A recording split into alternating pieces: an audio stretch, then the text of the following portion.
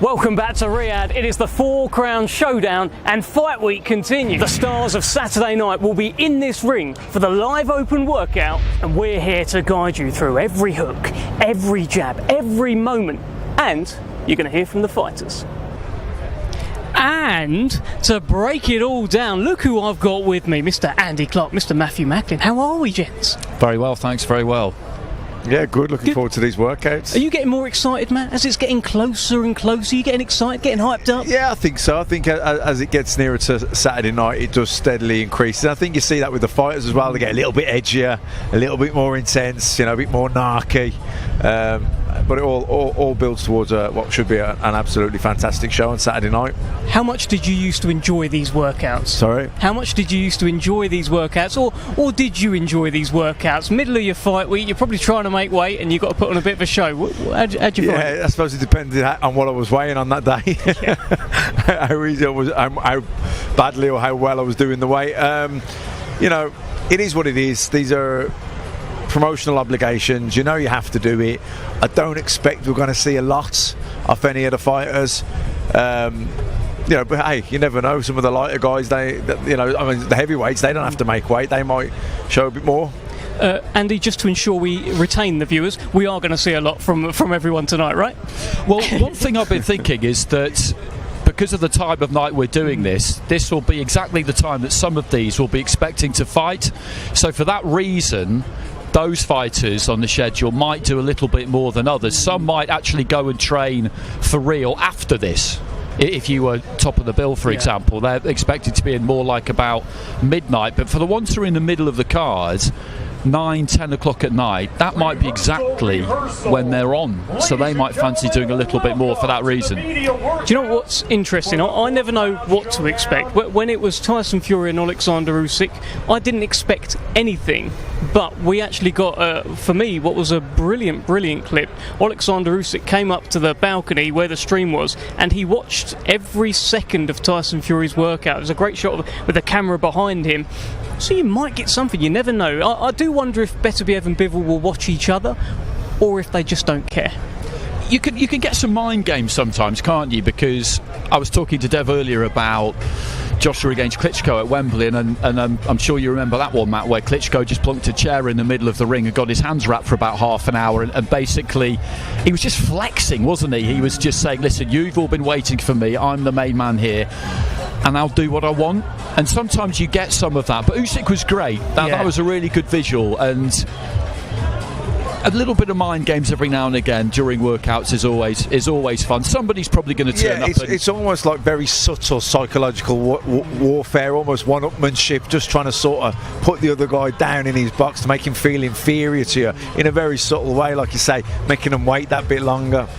There's other things as well, and again, it's a Tyson Fury related one. He just comes to mind to me as he does things at these workouts.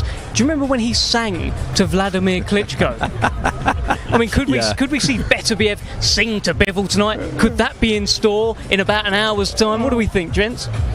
I mean, it's unlikely, isn't it? Stranger things have happened. I wouldn't put money on it. Stranger things have happened, but not many. Yeah. I think the heavyweights could give us something. You know, they haven't got to mess about, you know, trying to make weight or anything. So I look forward to that.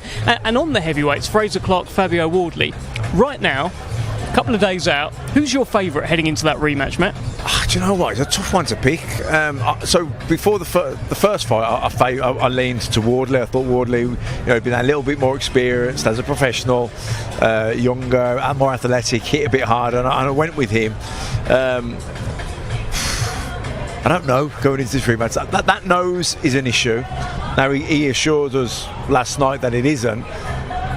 But you only have to look at it. It is. Now, what impact that will have on the fight, like I say, he's already mentally prepared that it's going to happen, it's going to open up, whatever. But look, it's not going to affect him in the sense that it would if it was above the eye. Yeah. But it's still not ideal, is it? I think they'll both be better. Now, who improves more from the first fight? Who can make those adjustments tactically and execute the new game plan? That's the guy who'll win the fight. You had a close inspection of the Wardley nose. You asked him about it yesterday on this very stage. So what do you think about this nose situation? Inevitable, it's going to open up. Will it be a factor? they're both convincing, aren't they? The pair of them, Fraser and Fabio, when you asked him any question, and he was when we asked him about the nose, because he said, listen, it's been sorted out. Yes, it probably will open up again, but my nose wasn't broken. It's just a cut. Yes, it'll bleed, but as Matt said, it's not going to get in my eyes. It's not going to affect my vision. It'll look great for all of you on TV, but it's not going to affect me at all. And logically, that makes quite a lot of sense, but you're still losing blood, and quite a lot of it came out of that cut in the first fight, and it's just not something you really want to have to cope with. But as Matt says, if he's already prepared for the fact, which he will be, that it's going to happen, then I don't think it's going to be too much of a factor. I'll tell you what, the build-up has been quite interesting in this fight. In the first fight, I think they were fairly friendly. It was fairly good-natured. At the final press conference, for example, they were joking. They knew they were going to have a big fight on the Saturday. This time, it feels like there's a little bit of an edge. This time, it feels like Wardley is just starting to wind up Frazer Clarke, Matt. Yeah, he's got that sort of cheeky personality where he's you don't get. It's not distasteful. It's never distasteful with Wardley, but he is trying to just put him down a little bit. Edges. Sort of like show his superiority. And I think even though Fraser laughs it off, if I was Fraser, it would irritate me a little bit. And that's obviously his point. That's what he's trying to do. That's what he's trying to achieve. Look, he's a confident guy, and he always says as well. Listen, you could say they're both learning still, but Fraser's been a boxer a long time, and even though it was in the amateur game, he was boxing at a high level for a long time. Wardley, came through the white collar route, so that fight was massive for him, like in terms of experience, and like I say, that's not to say it wasn't that Wardley didn't, Fraser didn't learn from that fight. That was his first real professional fight. That was welcome to the pros. But in terms of the overall boxing career, Wardley's still the more inexperienced guy out there. Did anyone ever wind you up in your career, another fighter where you've got to fight them on the Saturday and you're thinking, I'm really going to try and put a beating on this guy because of what he said on Tuesday? Has that ever happened? Do you know what? I was lucky, really. I never really had that. I had some good fights. There was some rivalries at the Battle of Birmingham with Wayne Alcock. There was the local, I wasn't from Manchester, but I was training in Manchester and I fought Jamie Moore. But they were both good lads. So yeah, there was a rivalry, and it was real. But do you know what I mean? I didn't dislike either of the guys. So I'd hate to be fighting someone. I don't know, I'd hate it, but it'd be a different experience if you're boxing someone that you actually really don't like. Who's your favourite heading into this one, Andy? I change my mind most days, to be honest with you, because, as I say, I do find them both convincing, and what they come up with, the pair of them, it is logical, it does make sense, and I do feel like they will both make the adjustments. I feel like Fraser will have worked harder to keep his shape for longer, use that technique which allows you to punch with more economy and keep more gas in the tank. I think he will be trying to look for a way of picking up those incoming shots that appear on the radar late, those big wide unorthodox shots of Fabio's. He'll be looking for some kind of tell. Ideally you have one. If you don't, then you've had more experience of it now, so it won't come as quite such a surprise. I think Fabio will look to try and up his percentage of just clean straight punches, because he's effective when he uses them, and again they don't take as much out of your tank, and maybe he won't be, I was going to say he won't gas like he did in the second half, but he never actually did completely gas. He just looked like he was going to. So this is what makes it such a good fight, and they are entertaining. I enjoy their company. Fabio was great yesterday, and it's just little things like Matt said where he says, Fraser Clarke's 42. Is he 42? I don't know, he might be. He called him 56 the other day. 56, 42, all that stuff. It's good fun. He's genuinely quite witty, so it's entertaining. You don't listen to it and just roll your eyes and just think, oh God, here we go again. It's quite, I'd imagine that today, during the course of the day, you might be thinking of something else that he could say today, or something else he could say to you tomorrow. For him, it's just as much about entertaining himself, I think, as it is everybody else, because these weeks are long for fighters. They are long. Yeah. Look, but he's got it. He's got that bit of it factor, has Fabio Wardley. Of course, that's a huge fight, big rematch, Wardley-Clarke 2. Let's talk a little bit about the main event. I don't think we fully got into it yesterday in terms of who our picks are. I think initially you said Beterbiev, and then we got kind of sort of interrupted. Is it still Beterbiev? Have you changed your mind? What are you thinking, Matt? I do. I think Beterbiev, I have done for a while. That's no disrespect to Bivol. I think he's a top fighter, and Beterbiev will have to be at the top of his game to beat him. And if he's slipped a bit, which he could have done, he's not getting any younger, is he? Then it might not go his way. But it was so impressive, Beterbiev against Callum Smith. I was like, wow, because Callum Smith's a good fighter, big light heavyweight as well, and how it wasn't that he beat Callum, it was sort of how one-sided he beat him. Shocked me a little bit, and I was like, and it ain't just his power. He's a good fighter. He's ring generalship. He knows when to step on you when he wants to get the rest. He doesn't get so close to you where you can get underneath him, grab him, get into a clinch and run the clock down a bit. His feet are unbelievable. It reminds me a bit of Golovkin in that way. Reminds me of Golovkin in a lot of ways. He's a beast, man, and I think he'll win. So you're Beterbiev today. Today's Wednesday, and we'll ask you again tomorrow. What are you thinking right now? I'd Beterbiev today as well, but that's largely because I went to see him train briefly last night, and these kinds of weeks with genuine 50-50s, whoever you've spoken to last or whoever you've seen last is generally the person who you'll think is going to win. If you do 2 gym visits in the same day, then your head just ends up being all over the place because they both convince you. But watching him last night, I love watching fighters in the gym when there's no real cameras and it's just their place of work and they're just getting down to doing what they've done day in, day out for years and years and years. And Matt mentioned his feet, and boxers' feet are they're just so good to watch because there are so many sports where footwork really matters, but particularly boxing. And fighters just have this kind of connection to the floor, to the earth, that normal people don't have. They just know where their feet are to the millimetre at all times. They just have this feel for what's underneath them and where they need to be.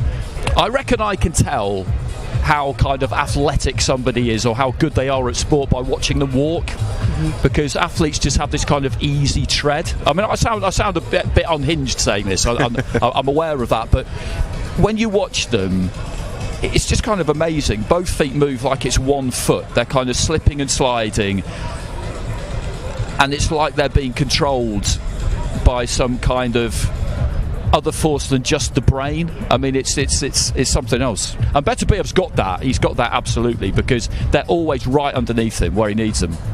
Wow, I've never heard a breakdown like that of people's walk. Very good. Apart from maybe the Bee Gees back in the day, you can tell by the way I use my walk. Check that coffee, man. Come on. No, but it's if you watch, the rest of us, if you're lucky enough to be able-bodied, walking is a fairly straightforward thing, but every now and again we'll slip, we'll stumble, we'll misstep. Athletes don't do that. It just never happens. Nice. Let's talk a little bit about Dmitry Bivol. Now, I think he's actually the favourite, a slight favourite heading into this. Yeah. You've both gone with Beterbiev. I think Beterbiev too. Why do we think Bivol is the favourite? What is it that maybe the bookies are seeing? How are those odds out there? What do you think? I think that's largely influenced by the fact that he beat Canelo, and that was a massive win, and for that reason more people will know who he is. I think it's as simple as that, and that was a massive win, and he deserved a lot of plaudits for it. And then he beat Zurdo Ramirez, who was undefeated at the time, so he had an absolute mega year that year, and he's really, really good. This is a close fight. His credentials are absolutely exceptional as well, but I think that's probably why he's the favourite, because he's got that Canelo win. I think he's probably more known to the casuals, and like you say, beating Ramirez as well. But also, he's the younger guy. I think people probably think that's a big factor, which it could be, because you never know. You've seen it many times over the years. A fighter get old overnight almost, and it wouldn't have been overnight, but you've seen it happen in that one fight. And this could be that fight for Beterbiev. Yeah, it feels like we've been saying that for a while. It feels like every fight, maybe this is the one where he's too old, he gets old overnight. Tell me a little bit about Bivol's win over Canelo Alvarez. That is the standout name on his resume. Of course, one of only 2 men to beat him. How much can we read into his win over Canelo? Does it give him any edge heading into this? Well, look, Canelo, obviously a smaller guy, compared to, comparing him to Beterbiev and the firepower at that weight. But what was impressive with Bivol in that fight was he didn't get overexcited. He just kept it basic. He did the simple things really, really well, and it was enough. You know, I'd imagine it'll be similar. I just don't know if he could do it for 12 rounds and keep Beterbiev like he did Canelo. Canelo was, you know, quite a bit smaller. Yeah, it seemed to kind of come out of nowhere, because Bivol's form heading into that fight wasn't great. Of course, he kept winning, but he was having closer than expected fights with the likes of Craig Richards, probably why he ended up getting himself a Canelo fight. So it kind of did surprise me that he did that job on Canelo, considering the form heading into it. True, but Matt's been saying this during the course of the week, and I think he's absolutely right, is that Bivol boxes to the standard of his opponent, and generally he'll do enough to win, but he won't really put his foot on the gas necessarily, which sometimes is a bit frustrating, but you can see why you would do that. And against Canelo, he was excellent. He was absolutely excellent. This later career Canelo does have some similarities with Beterbiev in that he does punch hard, and what he's tended to do to people is get into range and then just let them have it, landing wherever he needs to land. He'll kind of like beat on the shell, thinking that eventually I'll break it, the arms will drop, the forearms will drop, the gloves will drop, and then I'll take you out late. And that's not just what Beterbiev does, but Bivol had to be able to withstand that when there were times when he needed to tuck up, and he could do it. He had that shell-like defence, he protected himself well. I'm not sure he's going to be able to do that against Beterbiev. Is a difference between the two, because Canelo obviously was a super middleweight stepping up to light heavyweight, and Beterbiev is just a stone cold light heavyweight. Yeah, and Canelo started his career at like junior middleweight, like middleweight, and he worked his way up. He's probably a small super middleweight, but Beterbiev, bona fide 175 guy who will go up. Canelo's not going to go up to cruiserweight, certainly not now. But I'm curious about those moments, Matt, where Bivol can't necessarily just keep away from 12 rounds. He's going to have to stand and face Beterbiev at some point, just like he stood and faced Canelo at some times.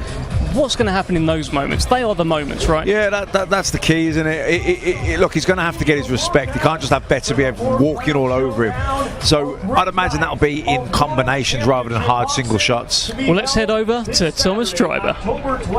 From the Kingdom Arena in Riyadh, Kingdom of Saudi Arabia. We would first like to thank the Kingdom of Saudi Arabia and the custodian of the two holy mosques, King Salman bin Abdul Aziz Al Saud, His Royal Highness the Crown Prince Mohammed bin Salman, and His Excellency Chairman of the General Entertainment Authority, Gia Turki Al-Sheikh.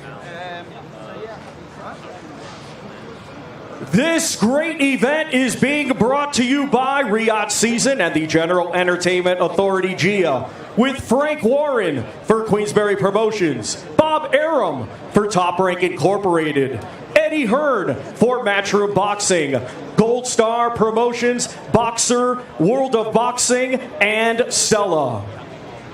At this time, we would like to thank our great sponsors: Saudi Tourism Authority, Saudi National Bank, STC, Dr. Suleiman Al Habib Medical Group, Saudia Airlines, New Murabba Development Company, and Lucid Motors. A big thanks to those great sponsors.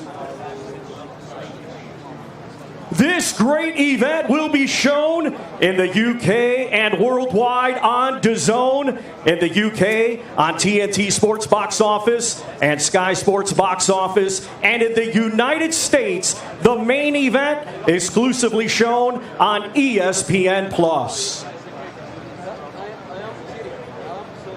Let's now get the media workout started. Our first two fighters competing this Saturday in a scheduled 4-round international lightweight contest. Let's first welcome, coming to us from Sucre, Colombia. He brings a professional record of 3 wins with 2 defeats. Ladies and gentlemen, here is Jesus Gonzalez.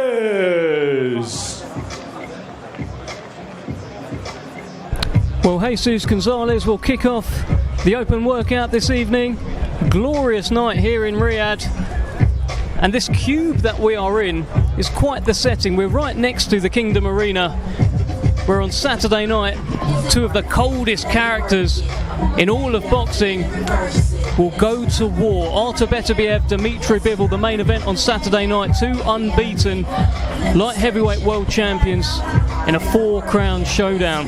But this is Jesus Gonzalez, kicks off the workout tonight. He'll have never seen anything like this before in his life. Depending on his performance, he may never see anything like this again, Andy. Let's have a look at him. I think that's the way you have to approach it if you're him. He didn't seem too apprehensive about anything yesterday.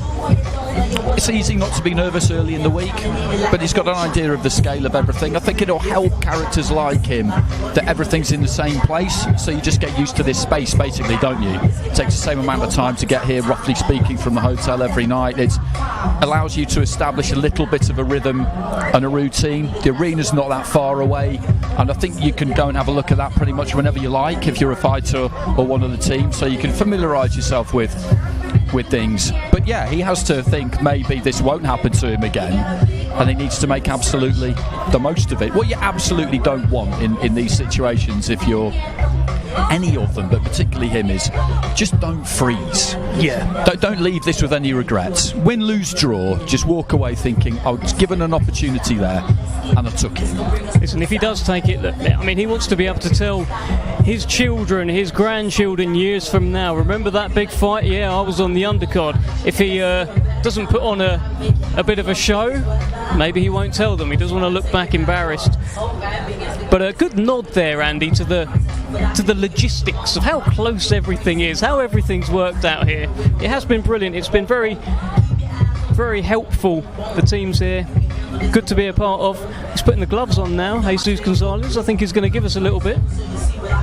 But that kind of stuff, I think in these weeks, they will really appreciate it, particularly the bigger names who are involved or have been involved in bigger fight nights around the world. We were in London a few weeks ago and it was absolutely spectacular.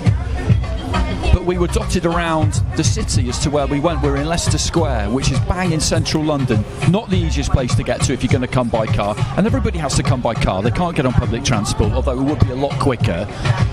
And then you're down by the Thames, and then you're over at Wembley Arena, and then you're in Trafalgar Square.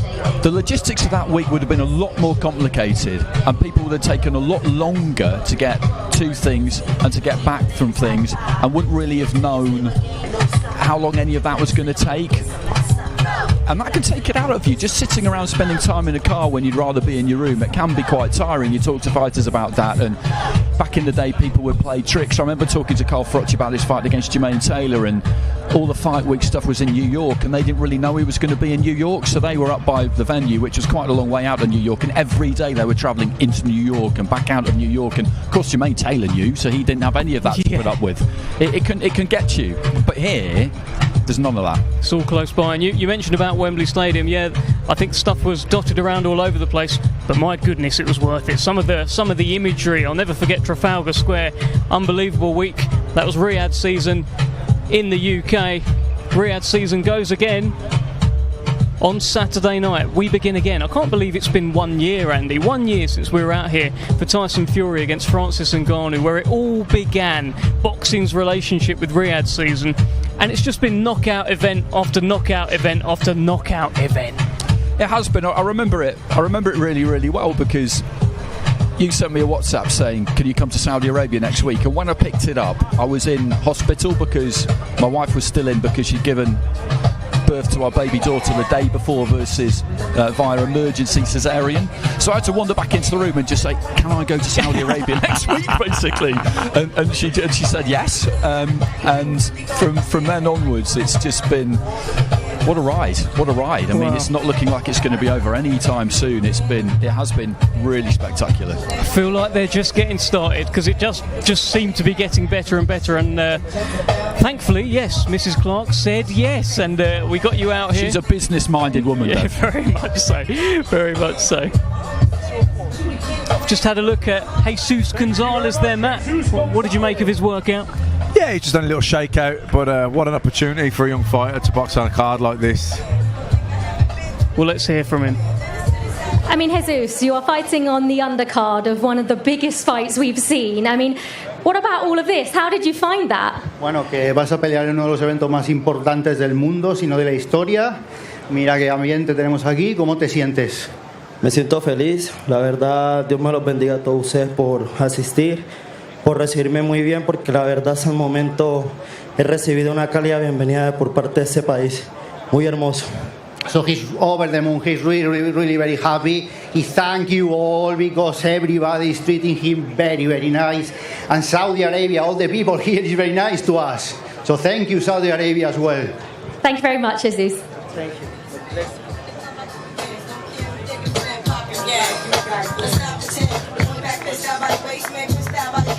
And now let's welcome to the ring from Riyadh, Kingdom of Saudi Arabia, making his professional boxing debut this Saturday. Here is mighty Mohammed Alakel. Well, here comes mighty Mohammed Alakel. What a night from him. There is the Saudi Arabia flag. Born in Riyadh, lives in Scotland now, trained by Joe Gallagher, wants to make a little bit of history. Big night for him on Saturday, Matt. Huge night. His pro debut here in Saudi as well. He's from here. I seen him sparring a few weeks back in Joe Gallagher's gym in Manchester. Only had 6 amateur fights, but it looks pretty decent. There's definitely talent there, and he's working with Joe. He's been improving a lot. So yeah, Joe's got good hopes for him. Do you know what's been interesting? Well, I've seen a few of his interviews. He seems quite shy, just a kind of a shy young man. But then you speak to the camp, you speak to Macaulay McGowan, you speak to Jack Massey. This guy's a character. I think we're going to get something out of Mighty Mo.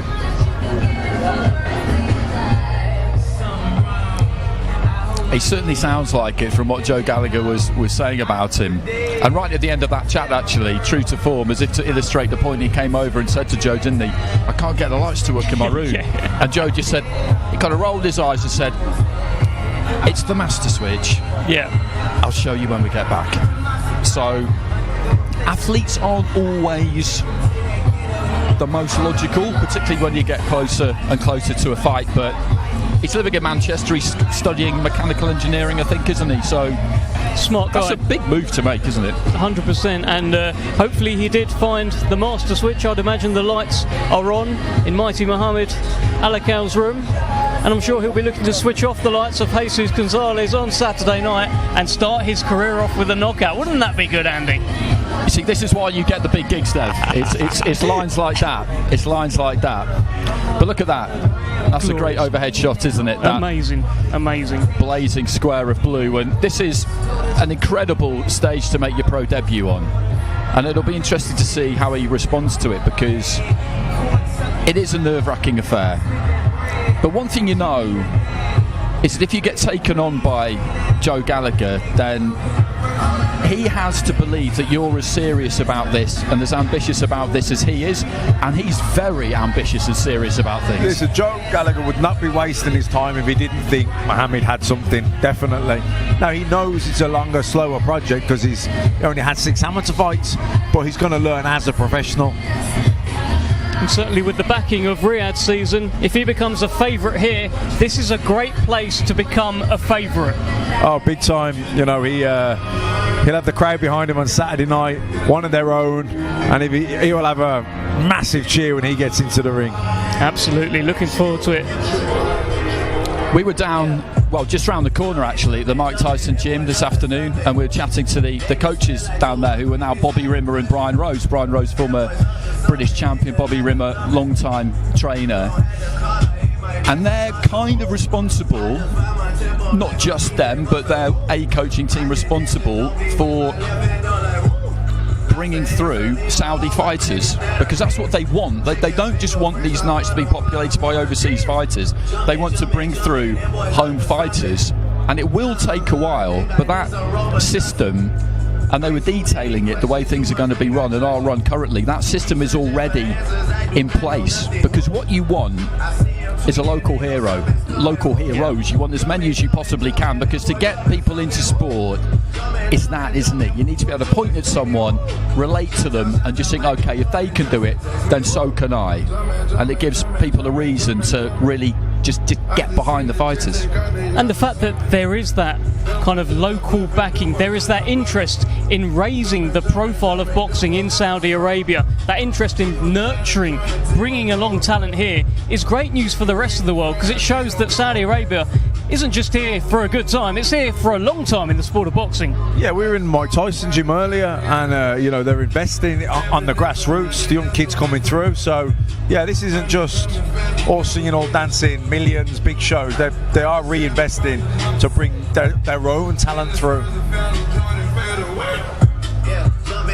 And if you're prepared to put that kind of time and that kind of finance into something and back it in that way, you will see results, because a good example in recent decades is the success that Great Britain has had in the Olympics, because it was a bit few and far between for a while. We'd have the odd star here, the odd star there, but people were to an extent left to their own devices. You'd hear stories from the 80s and in previous decades about how people were forced to train to try and prepare as opposed to their competition from maybe the Eastern Bloc at that point, where things were a lot more organised. They got a lot more funding from kind of the mid-90s onwards, and look at what's happened since. It's not a coincidence. Look, there's talent everywhere in the world. Do you know what I mean? It's all about systems and culture and the coaching, and bringing them through. And you need heroes, you need idols, you need people to look up to, you need people that have done it from where you're from. So then you believe, well, he did it, I can do it. You can see in the background up on the ring, Marcus Morrison, Macaulay McGowan, of course Jack Massey, also trained by Joe Gallagher, in action on Saturday. There's a kind of family feel to the Gallagher gym. Once you're in there, everyone's behind you in the Gallagher gym. Massively. I was saying it before with regard to the Jack Massey thing. Joe creates this "it's the world against us" mentality, back us into a corner, that siege mentality, and there is, like I said, there's power in that collective belief. And boxing's, professional boxing particularly, can be a lonely road, a lonely sport. So to have that sort of real family camaraderie in the gym, it's good. It's good to have. Well, he certainly has that. Mohammed Alakel slotted into the Gallagher gym, part of the furniture there. Big night for him on Saturday. Professional debut. You only get one professional debut, and his one in Riyadh should be unforgettable. Let's hear from Mohammed Alakel.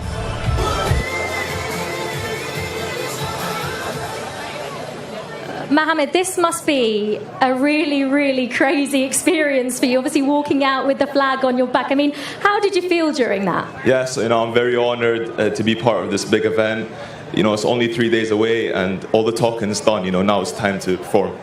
I know obviously you moved to Scotland when you were really young, but you've been in London and Manchester to work with that man. How important has he been for you? Yeah, you can't get any better with Joe. He's a very experienced man when it comes to boxing. Thank you so much.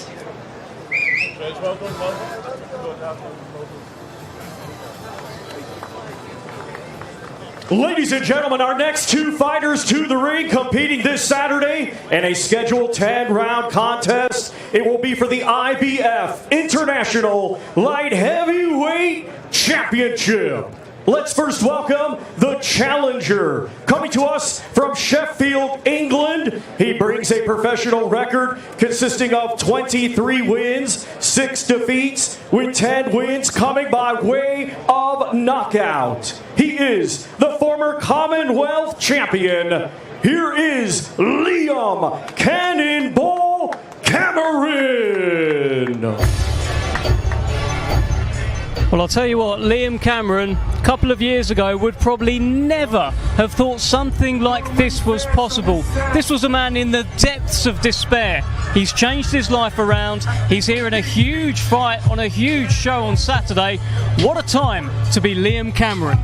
Oh, big time, can't believe. Now look, his last performance was a good one. I know he got beat, but it was a close one.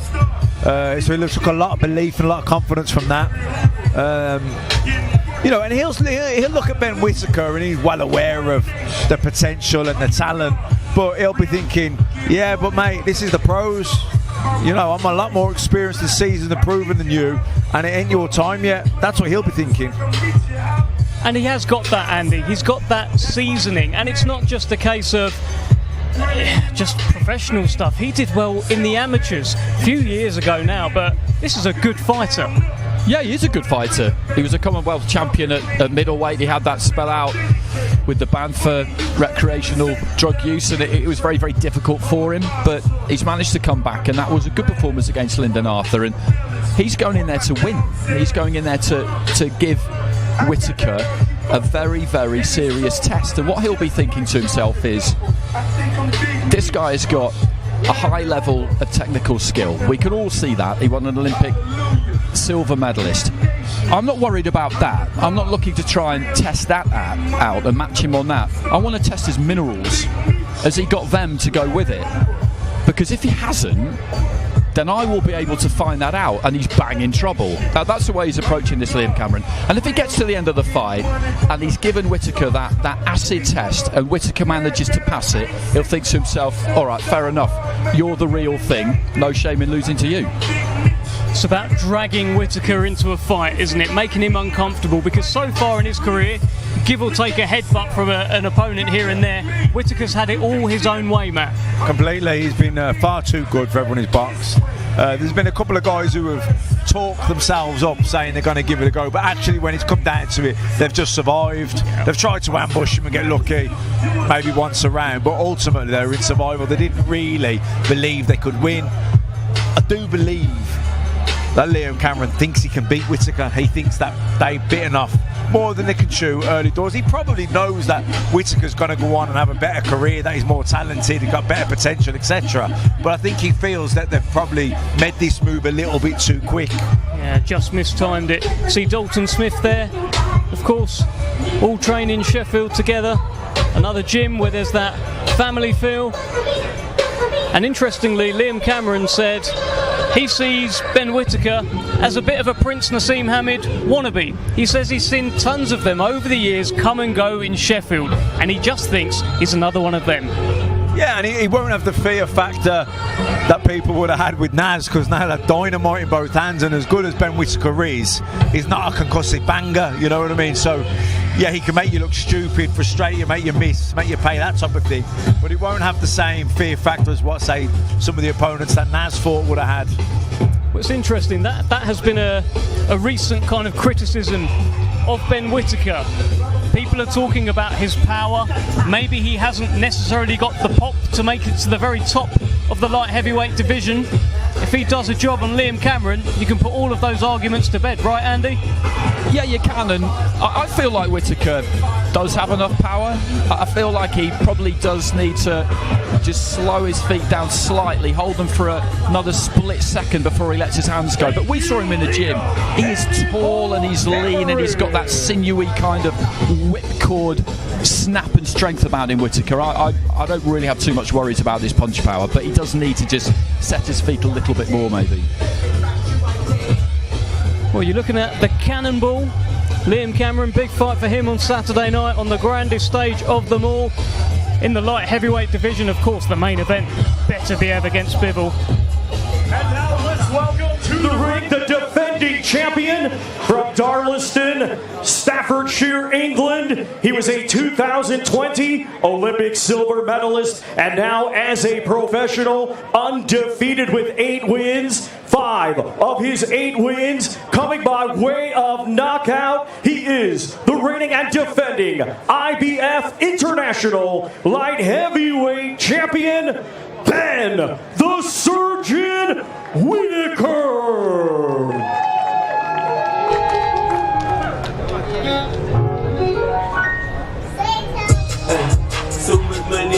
Will enter the Surgeon once again, taking in every moment. Born really for this kind of stage. He loves it. He loves the track. He loves the music. Will he love it in there with Liam Cameron on Saturday night? Because Liam Cameron's intention is to take this man to deep waters, and I guess we find out just how good Ben Whitaker is. Look, I think Ben's really talented. He's got loads of ability. He's not a massive puncher. Power's not one of his outstanding assets, but he will stop people. He will knock people out because he's sharp. He's got good timing. He'll catch people with shots they don't see. You know what I mean? He'll break people down slowly as the rounds go on. I think he's got a bright future, and I think he has the ability. You know, there's lots of ifs and buts along the way, but I think he has got the ability to go all the way.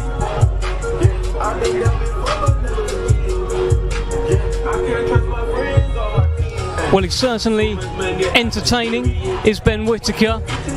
I think he's got that potential, and he's got that flamboyance. He's got that flashy kind of character. Let's talk a little bit about the showboating, because you've had a kind of interaction with him before where he hasn't necessarily been too happy with your comments. You've stood your ground. I think you did so very well as well, Andy. But what are you expecting on Saturday, and is there anything that you don't approve of? I think what we've seen over the last few fights is that generally he's kind of done less of it. I've got no problem with showing off. There's nothing in the rules about showing off. Referees will have a word every now and again, and that's a kind of personal taste thing on behalf of the referee, what they will and they won't allow. What I thought was a little bit too far, but we didn't take a condemnatory tone about it, is if you choose to tap someone on the top of the head, that's a foul. And you're choosing to commit a foul with the intention being to belittle your opponent and make fun of them. And I think when you enter into that ring, you're agreeing that you will, as much as you possibly can, abide by the rules of the ring. So I'm not a fan of anyone choosing to break them, even if that foul is completely inconsequential in terms of any physical harm it might do. That was my point. He wasn't a fan. We had an exchange. It was all absolutely fine. I feel like he is gradually going to do less of it. But we'll still see it from time to time, because it's not an act. It is him. He likes to do it. Do you know what was so interesting? I was watching an interview with him earlier, and he said the sort of fighters that he'd look up to weren't really so much nads. They'd be like Tommy Hearns, people like that, where, you know, they didn't showboat. He watches himself back. He doesn't really like watching himself back, just hopping on one leg. He just finds himself doing it. Yeah, look, I think that goading is part of his game. It's part of his tactics. He has to destroy mentally, break their spirit within the fight. You know, because he's not going to break someone's heart through pain. It's more through the other side. Scheduled 10-round contest. It will be for the Women's WBC Featherweight Championship of the World. Let's first welcome the challenger, hailing from High Wycombe, England, undefeated with 9 wins, 2 of her 9 wins coming by way of knockout. She is the current Women's WBC International Featherweight Champion, the Omen, Raven Chapman.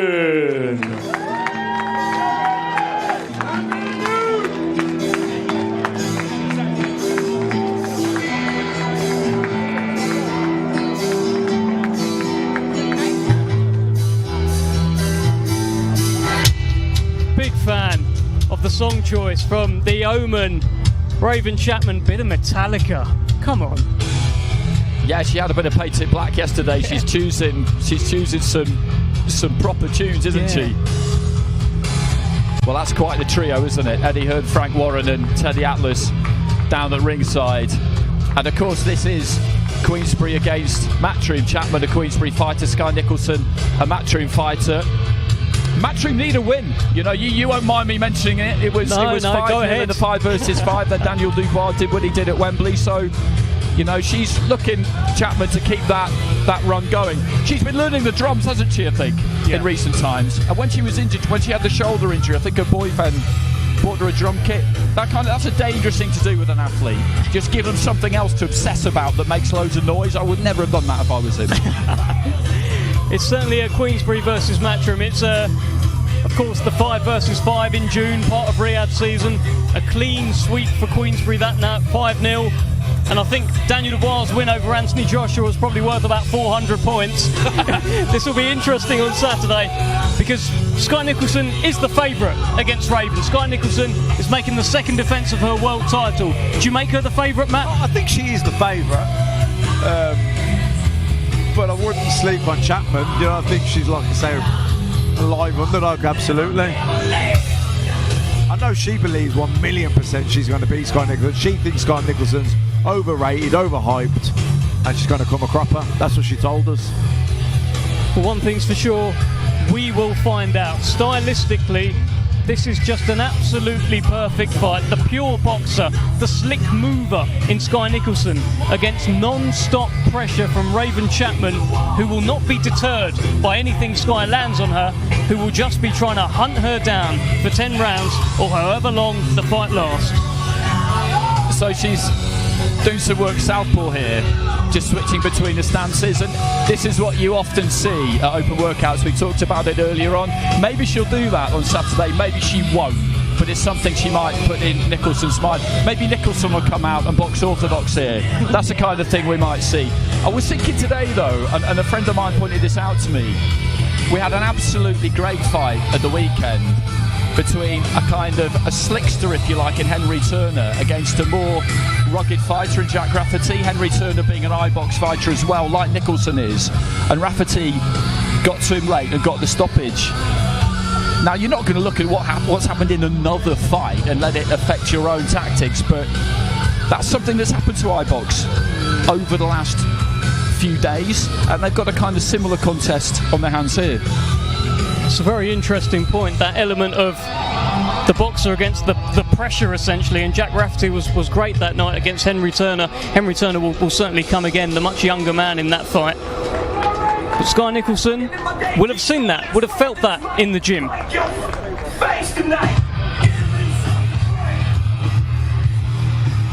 And Matt, just on that, when one of your gym mates takes a loss, how does that kind of affect the gym? Does it affect you at all as the fighter? We're just talking about how Sky Nicholson's had a loss in the gym, Henry Turner took a loss, she's close to him. Would that play on the mind at all? Yeah, it can do a little bit, because, you know, you like to think we're doing things right, we're a winning gym, you believe in your training methods, the coach, etc. So when one of the guys that you've been watching train hard with, work hard with, look good in the gym, you're confident he's going to win his fight, and then he doesn't, it can just sort of knock you a little sideways a little bit in terms of the belief in your preparations and your coaching. So even only subtly, you only need a seed of doubt. Well, the Oman gets a few photos done, looks in tremendous shape. By the way, does Raven Chapman. And look at that tremendous view here in Riyadh. Unbelievable settings. You almost get used to it though with Riyadh season, but we shouldn't. Welcome to the ring, the defending world champion from Queensland, Australia, a 2020 Olympian, now undefeated as a professional with 11 wins, 1 win coming by way of knockout. She is the reigning and defending women's WBC featherweight champion of the world, future undisputed Sky Nicholson.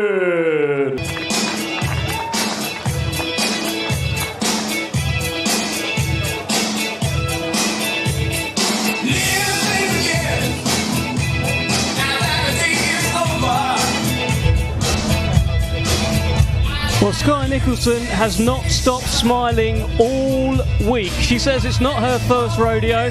She's been in big fights before. Defence number 2 of her WBC World Featherweight title. And she looks the part, Andy. She absolutely does. She always does. She understands the business side of boxing. She understands the marketing side of boxing. And that's important, because you have to sell yourself. You have to give the company that are backing you a reason to give you opportunities, and she's absolutely done that. And when that WBC title became vacant, she took the opportunity. She's got a lot of skill. I wonder whether she does want to try and prove something. We talked about it yesterday. I wonder whether there will be times where if she gets ahead on the cards and feels like she's got a comfortable enough lead, she will feel like she wants to hold her feet and just show everybody that she can do that too. It's just in a fighter's nature to do that sometimes. It won't be what the corner would recommend that she do, but I just wonder whether that would be something that she might fall for even. And Chapman will be definitely hoping so. It's an interesting thought, because one of the key things that she will do, Sky Nicholson, is make her opponents look silly, make them look bad, have them swinging around, kind of almost mock them. Not quite Ben Whitaker style, but there's an element of that. So I wonder if she'd prefer to do that rather than try and force the stoppage at the end. Yeah, I think she likes the showboating. I think she likes to not just win but look good doing it. And she's really confident, believes in herself. Yeah, and sometimes that confidence, that goading, it is part of your game. Like I say, breaking the spirit of the. You're not a massive puncher, but you can demoralise someone, making them miss, goading them, frustrate them and dishearten them in that way. And she certainly enjoys seeing the frustration in her opponents. Of course, Eddie Lamb there, taking Sky on the pads. Bradley Skeet watches on. Solid, close-knit team here to defend that crown on Saturday night. History. The first female fight of Riyadh season. The first female world title fight in Saudi Arabia. Sky Nicholson, Raven Chapman, Saturday night. Can't wait.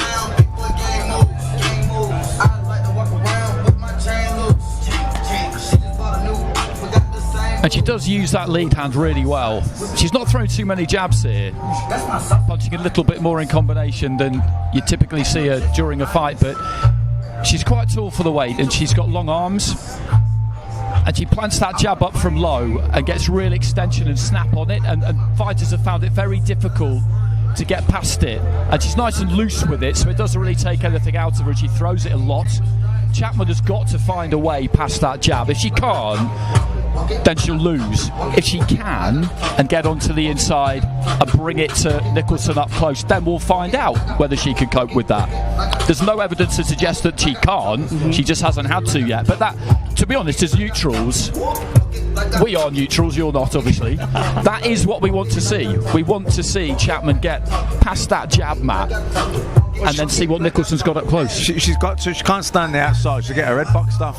She's got to get inside that jab, take the fight to Nicholson, push her back, force the pace, make her feel uncomfortable, force her into making mistakes so then she can counter for it. She just lets Nicholson dictate on the jab and keep it. You're in a fight, you've got to try and dictate the terms. Certainly don't want your opponent dictating the terms, and that's like the distance and the pace generally it's for. And so, yeah, she's got to get close.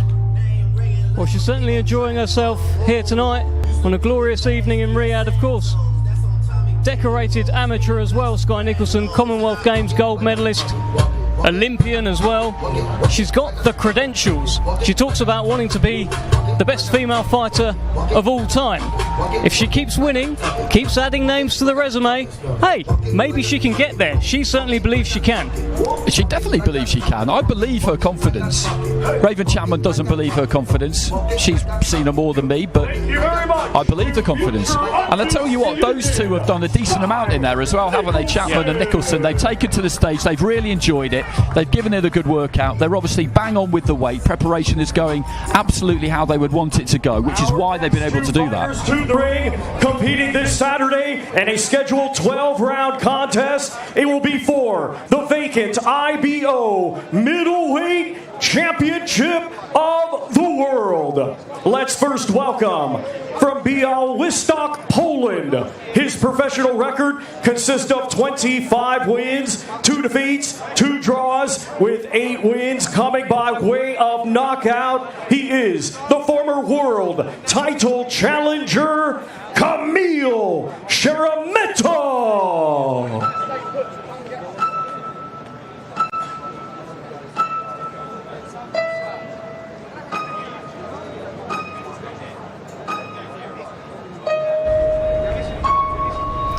Well, there is an intensity to Kamil Szeremeta. He's been pretty adamant he is not just here to make up the numbers. Quite a chilling ring walk he's gone for here. He will be taking on Chris Eubank Jr. on Saturday night. Former European champion. This is a solid test, and Eubank might have overlooked him. It's possible. It's always possible. That's an atmospheric choice of tune. I like this. And you look at him there, big deep breath, puts his hand on his heart, makes his way to the ring. We've outlined his credentials. Former European champion, former world title challenger. Since then, that happened in 2020. He's kind of been treading water and staying in the game. This opportunity has come. He kind of looks to me, Matt, like a guy who's worked very, very hard on his boxing career. He's achieved a decent amount, and he's maybe approaching this just thinking, this could be, win, lose or draw, my one last big night. I don't know exactly how much I've got left, but I'm going to pour all of it out there on Saturday. Yeah, I'll make you right. He's got nothing to lose. Absolutely nothing to lose. And you know what? We don't know what Eubank's got left. You know what I mean? It was a good performance against Liam Smith, but Liam Smith wasn't right. So, you know, and that's not I don't want to take away from his winning because he did what he had to do. And he was coming back off a defeat. So, you know, kudos to him in that regard. But sometimes we don't know how good that win was till we see the box again and see what that performance is like. That's the thing. What if the first fight with Liam Smith is more of an indication as to where Chris Eubank Jr. actually is? We don't know. Liam Smith, as he said many times, look, he wasn't right heading into that. So Liam Smith stopped Eubank the first time. I know he was out on his feet, but the referee counted it off. What if that was Chris Eubank Jr.? Yeah, look, I don't know if Szeremeta is good enough even to beat that Eubank, you know what I mean? But he's at the stage in his career where he's got absolutely nothing to lose, so he'll throw the kitchen sink at him. He's just given me the vibe of someone who's taken all this in because this might be the last time. It's going to be the last time maybe on this kind of stage, certainly if he doesn't win, but he's just given me that feeling that Saturday he's just going to give it absolutely everything and see what happens. And we always feel like every fighter does that all of the time, but it's not always true. Well, let's hear from Kamil Szeremeta, who joins Olivia.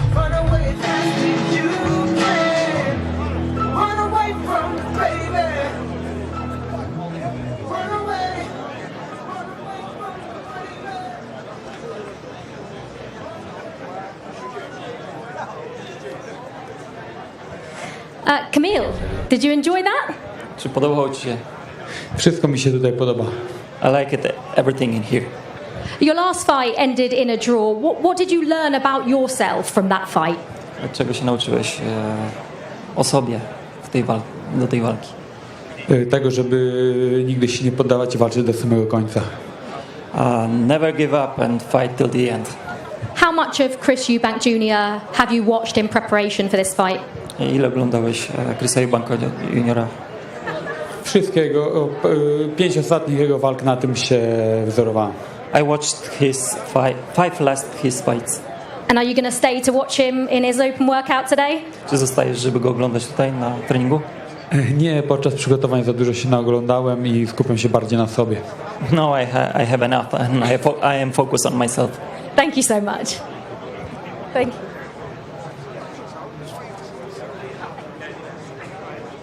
And now let's welcome to the ring from Brighton, England.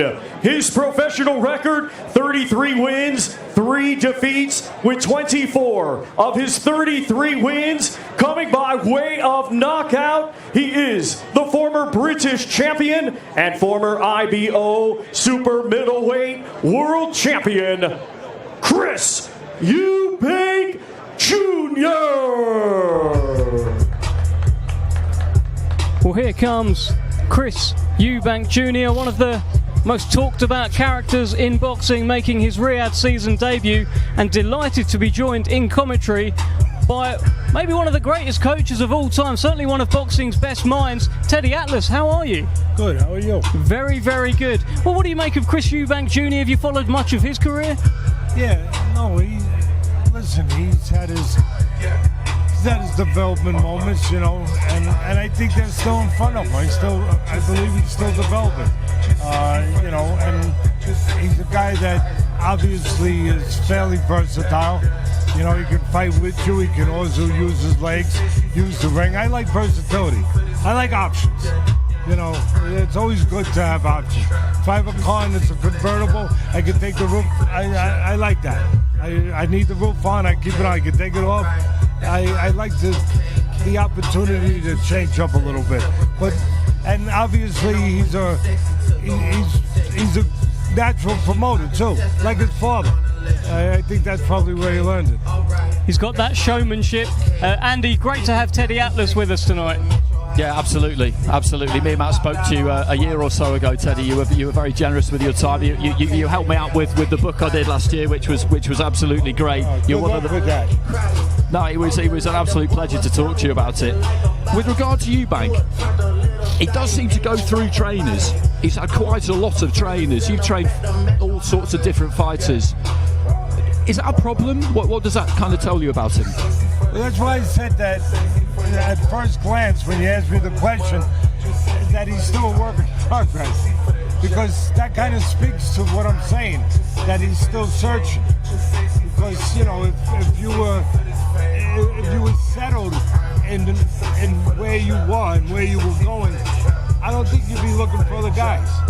So that I'm glad you brought that up, because I didn't just say work in progress just to mix words. I think he's still searching, and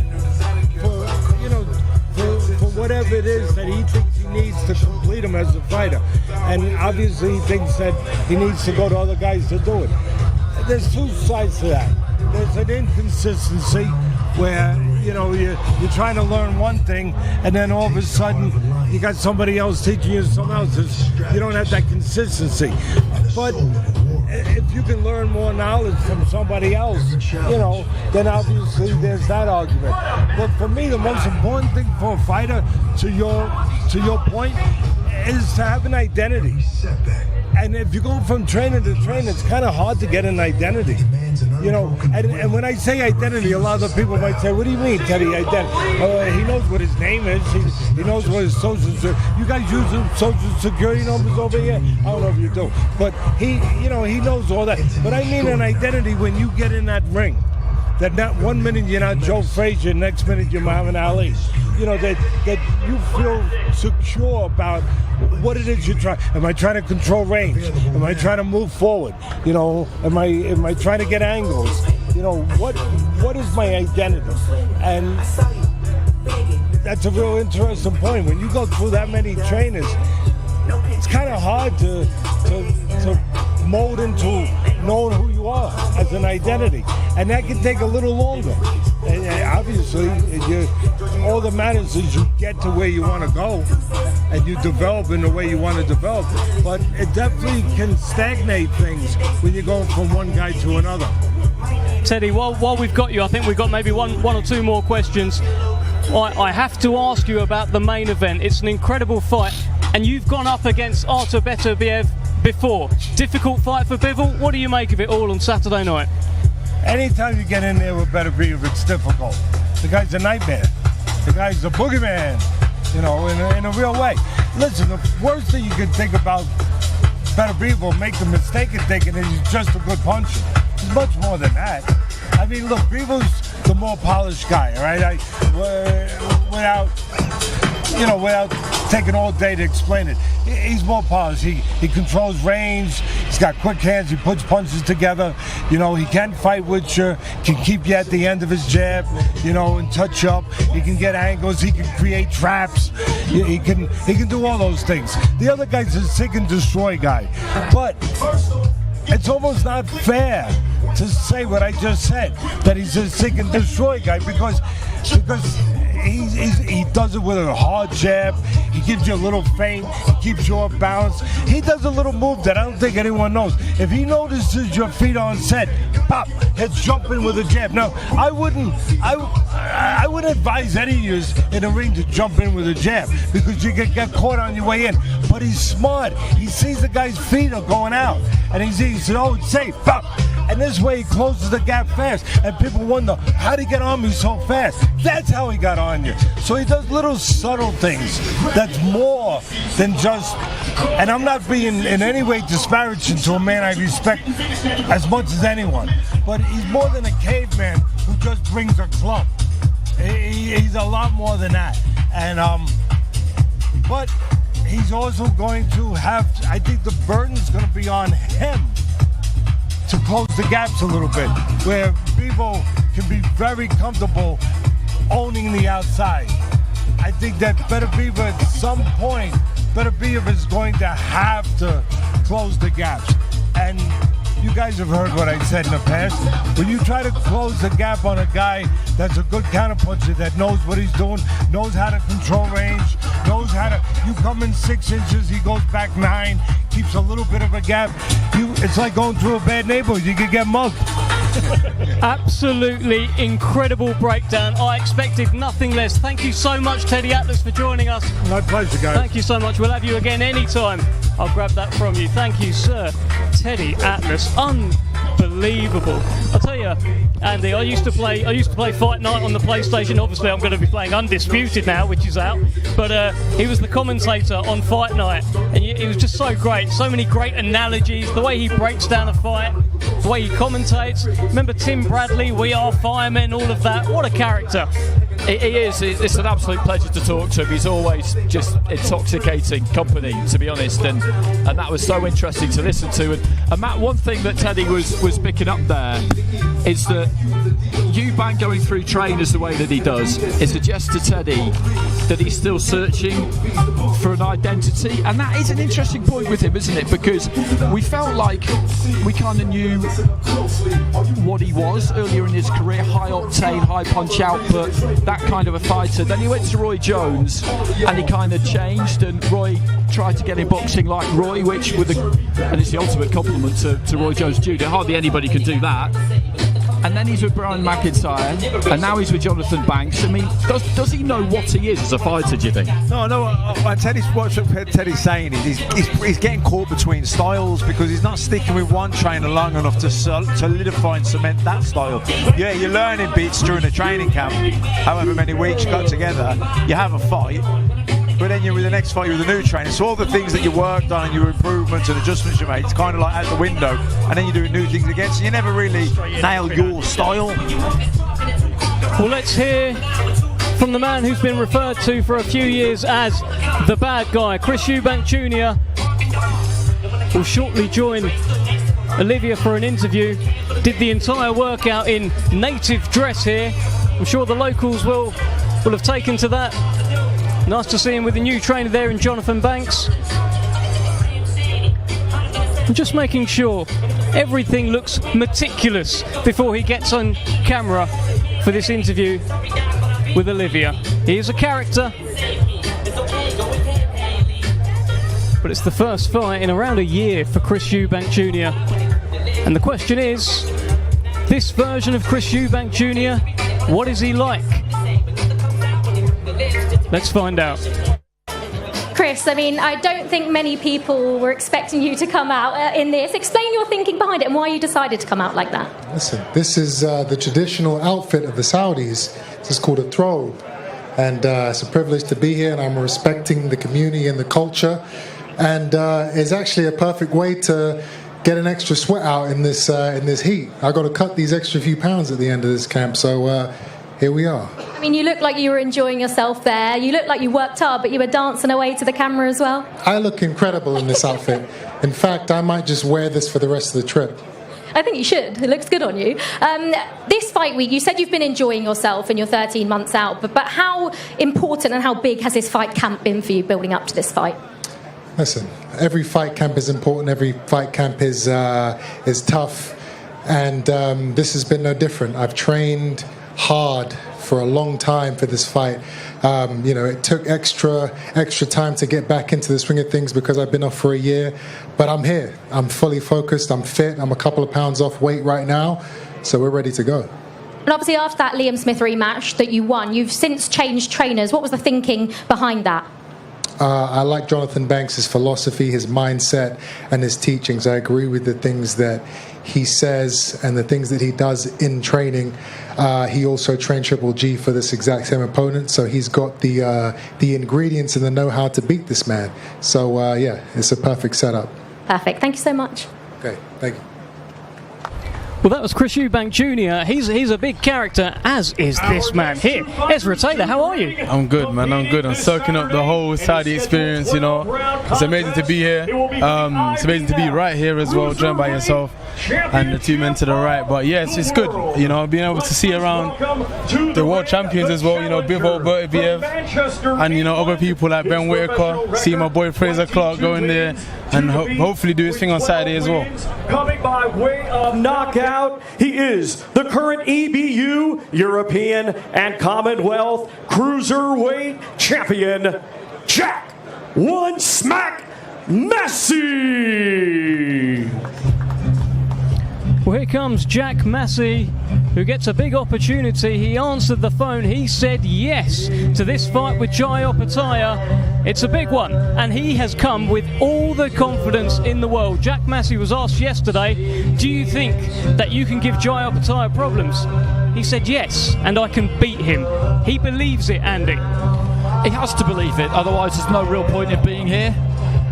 He put in a really good performance last time out against Isaac Chamberlain, where when we were heading into the home stretch it was quite even, and then it was a question really of who was going to go out and get it in the last 3 or 4 rounds. Joe Gallagher gave him a G up and it was Massey who went out and got it. He's a fundamentally sound boxer. He's got a tough task against Opetaia. Me and Matt saw him in the gym earlier today, Opetaia, and he is a formidable presence when you see him up there. He's in spectacular physical shape, and he's got that kind of intensity about him, and Jack's got to make sure that when the first bell goes on Saturday, that whatever plan that he's got in mind, he sticks to it. He doesn't panic if Opetaia looks to get really busy really quickly. And remember, this is a 12-round fight, and the guy in front of him, big reputation and all of that, you know, he is just a human.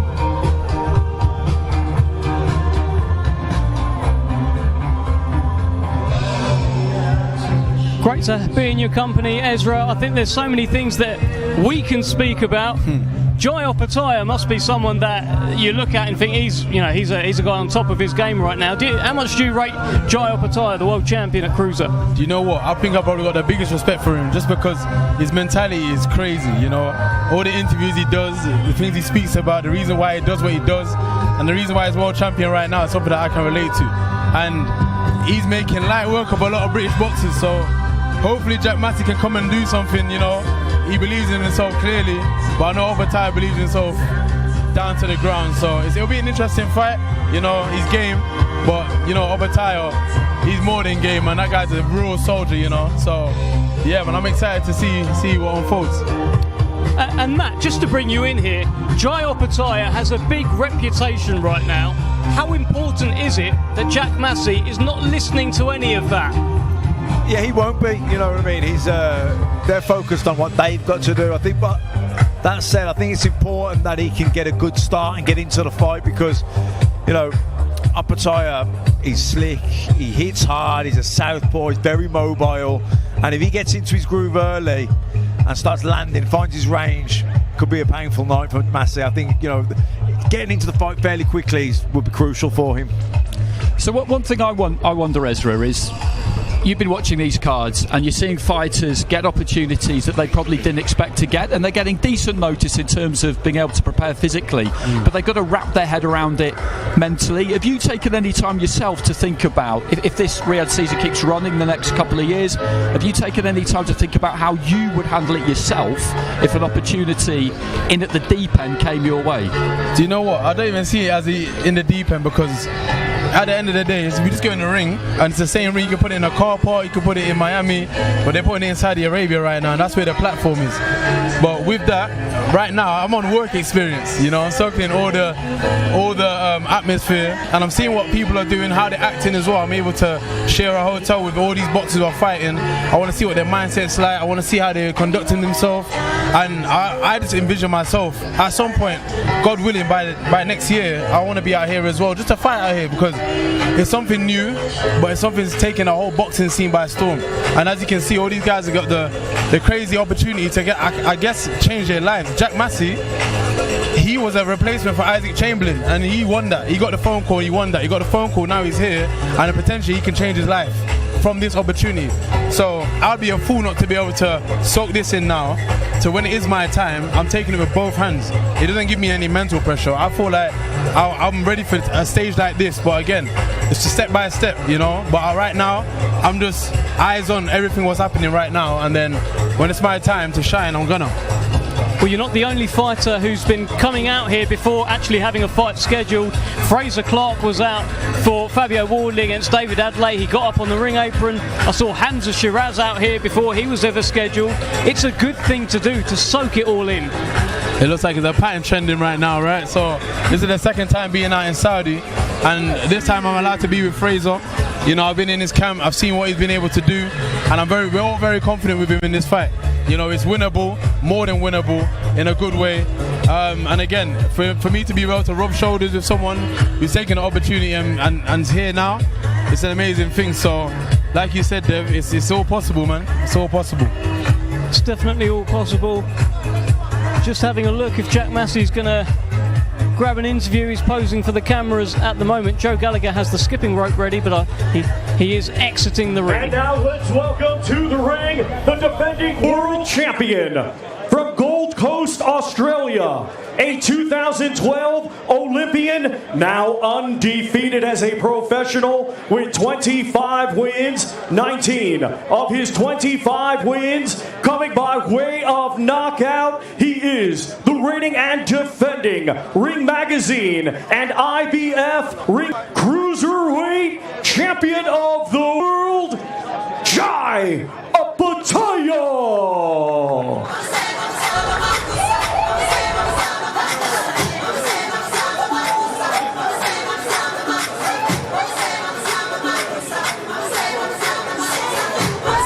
Well, this is a man who is all business. If Jai Opetaia had his way, he'd just go straight into the fight. There would be no workouts, there'd be no interviews, no press conferences. We would be at Saturday night already. He's got an intensity about him. He is seen by many as the best cruiserweight in the world, and he's also got a record of bashing up Brits, if we're honest, Andy. He does. He was very impressive against Jordan Thompson. He knocked out Ellis Zorro in the first round with that long left hand. It was a rougher ride against Breedis, but we were down at the gym earlier, and as I mentioned, and I wanted to get to the bottom of what happened there towards the end of the fight, so I asked his manager, and he said what happened was in the 10th, Breedis caught him with the head, and he broke his nose, and there was a lot of blood. So some of it comes out the end of the nose, but a lot of it could go the other way, and it hits the back of your throat, and then you have to swallow it, and there could be a lot of it. So all of a sudden, you can't breathe out of your nose because it's full of blood, and you can't really breathe out of your mouth either because you're swallowing all the time. And all of a sudden, you've got a massive problem. And so that's why he gassed the way that he did the last few rounds. He felt like he was drowning from what Mick Francis told me. So that kind of clears that up. So he's been through a lot in that ring, a double jaw break and something like that. You know, these are things you have to handle. But he gets through it, and he's unbeaten. He's a two-time IBF champion. He's just got something about him. His interviews, as you mentioned, Ezra, is so intense. A bit like yourself. Some of your interviews, you can start going a bit deep and really get intense. Just means so much. It means a lot, and you can see it. You can see how he performs, but you can also hear it from his words. And like I said, that's why I can relate to it, I believe, 100%, because as you can see, he goes in there, no emotion. And that's what you're meant to do when you go in the ring, no emotion, and he displays spiteful performances every single time he gets in the ring. You know it's going to be exciting. You know he's got mad skill, and you know he's a handful. And I feel like he'll prove a handful for any cruiserweight out there. And even when he does get hurt, broken nose, Andy, like you said, broken jaw, he still prevails and pushes on. That's a hard man to fight in that ring. Do you know what's been interesting, Matt? Of course, there's Chris Billum-Smith against Ramirez next month, and media, YouTube guys have been trying to ask Jai Opetaia about it. He just keeps saying, I don't care. I don't know why you're asking me. Yeah, he doesn't care now. He'll care on Sunday morning, and that'll be the fight he wants, then the winner, absolutely. But, he doesn't want to lose his focus, and it's easy done. People start talking about fights, you start getting back into it, and it does shift your focus. So complacency is one of the most difficult things to guard against because it creeps in subconsciously. So that's pretty smart to shut down those conversations. Look, we seen him train earlier. We probably did about 10 rounds. Clearly a guy not struggling with weight when you're doing that on a Wednesday before a fight. This is just a little bit of a show for the workout here, but yeah, look, he looks razor sharp. Look, Massey has earned this shot. He deserves this shot. He'll give it an almighty go. But if this man's on song, could be a hard night. Well, we may also be looking at a potential future opponent of the main event on Saturday. Bivol Beterbiev, should they win this fight, they may well venture up to cruiserweight. We know that it's a fight that His Excellency Turki Al-Sheikh has talked about. I like the sound of that. I mean, Beterbiev has certainly got the size. I was going to say certainly Beterbiev because he's coming down to make light heavy.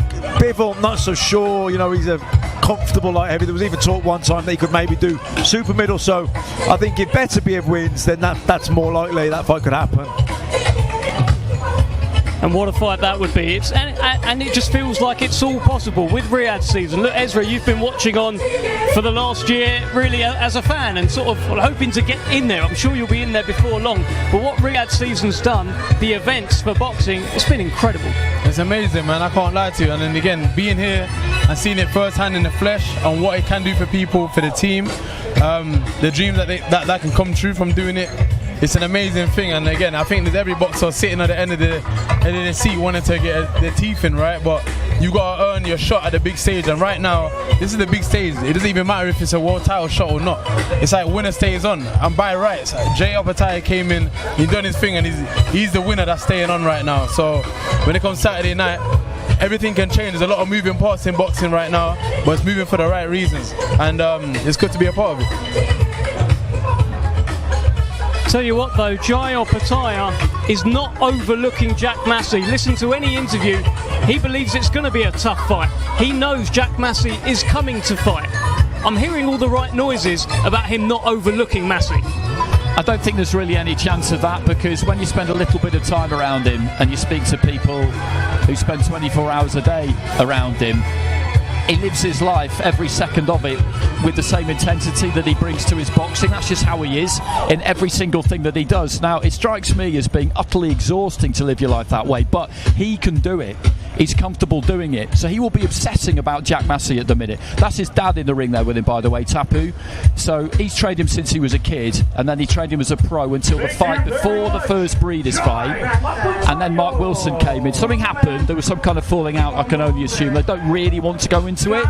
And now he's back for the first time since then. And they're going to see how it goes. It's not necessarily going to remain in stone going forward. But it's father-son relationships in boxing. Some have been really successful, but they're rarely straightforward. In a rematch scheduled for 12 rounds, it will be for the British Commonwealth and WBA International Heavyweight Championships. Let's first welcome the challenger from Burton-on-Trent, Staffordshire, England, a 2020 Olympic bronze medalist, now undefeated as a professional with 8 wins, 1 draw, 6 of his 8 wins coming by way of knockout. Ladies and gentlemen, here is Frazer, the Eraser Clarke.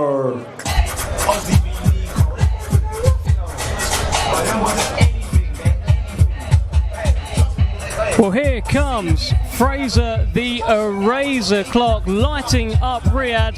It's a huge fight for him on Saturday night, a much anticipated rematch with Fabio Wardley.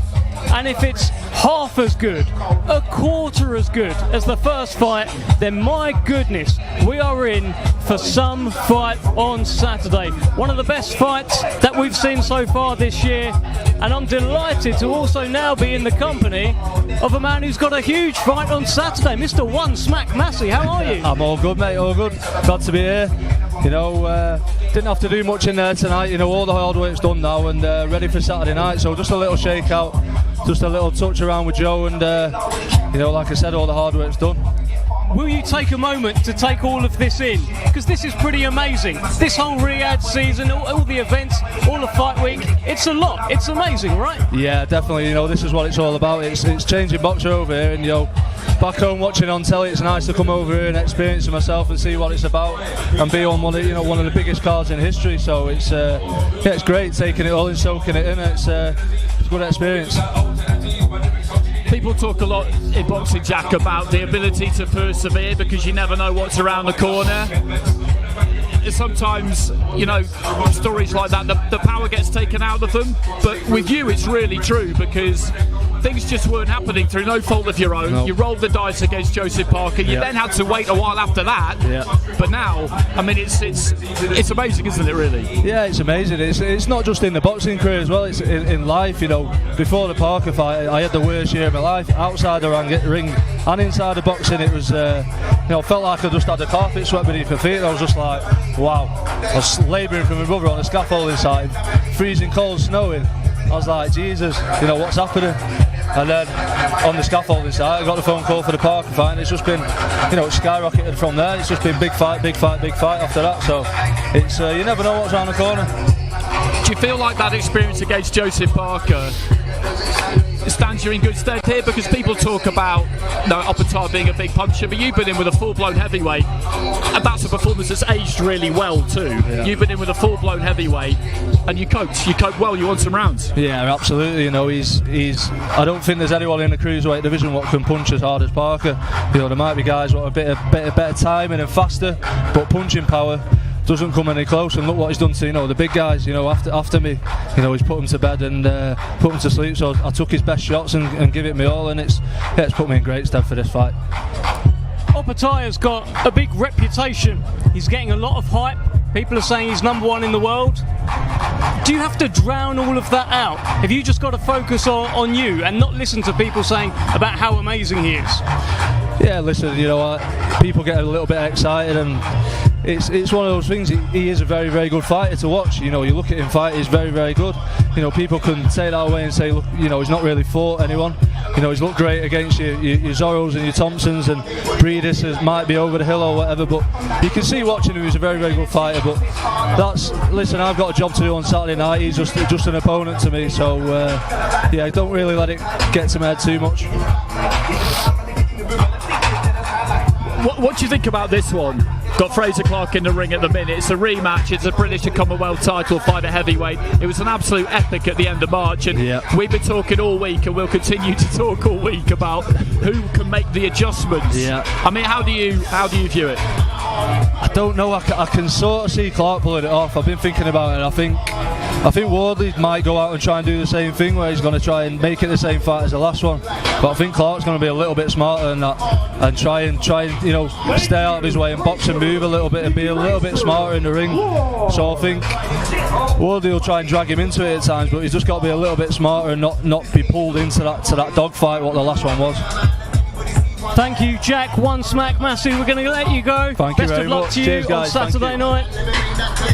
And now let's welcome the defending champion from Ipswich, England. Undefeated with 17 wins, 1 draw, 16 of his 17 wins coming by way of knockout. Here is the reigning and defending British, Commonwealth, and WBA International Heavyweight Champion, Fabio Wardley.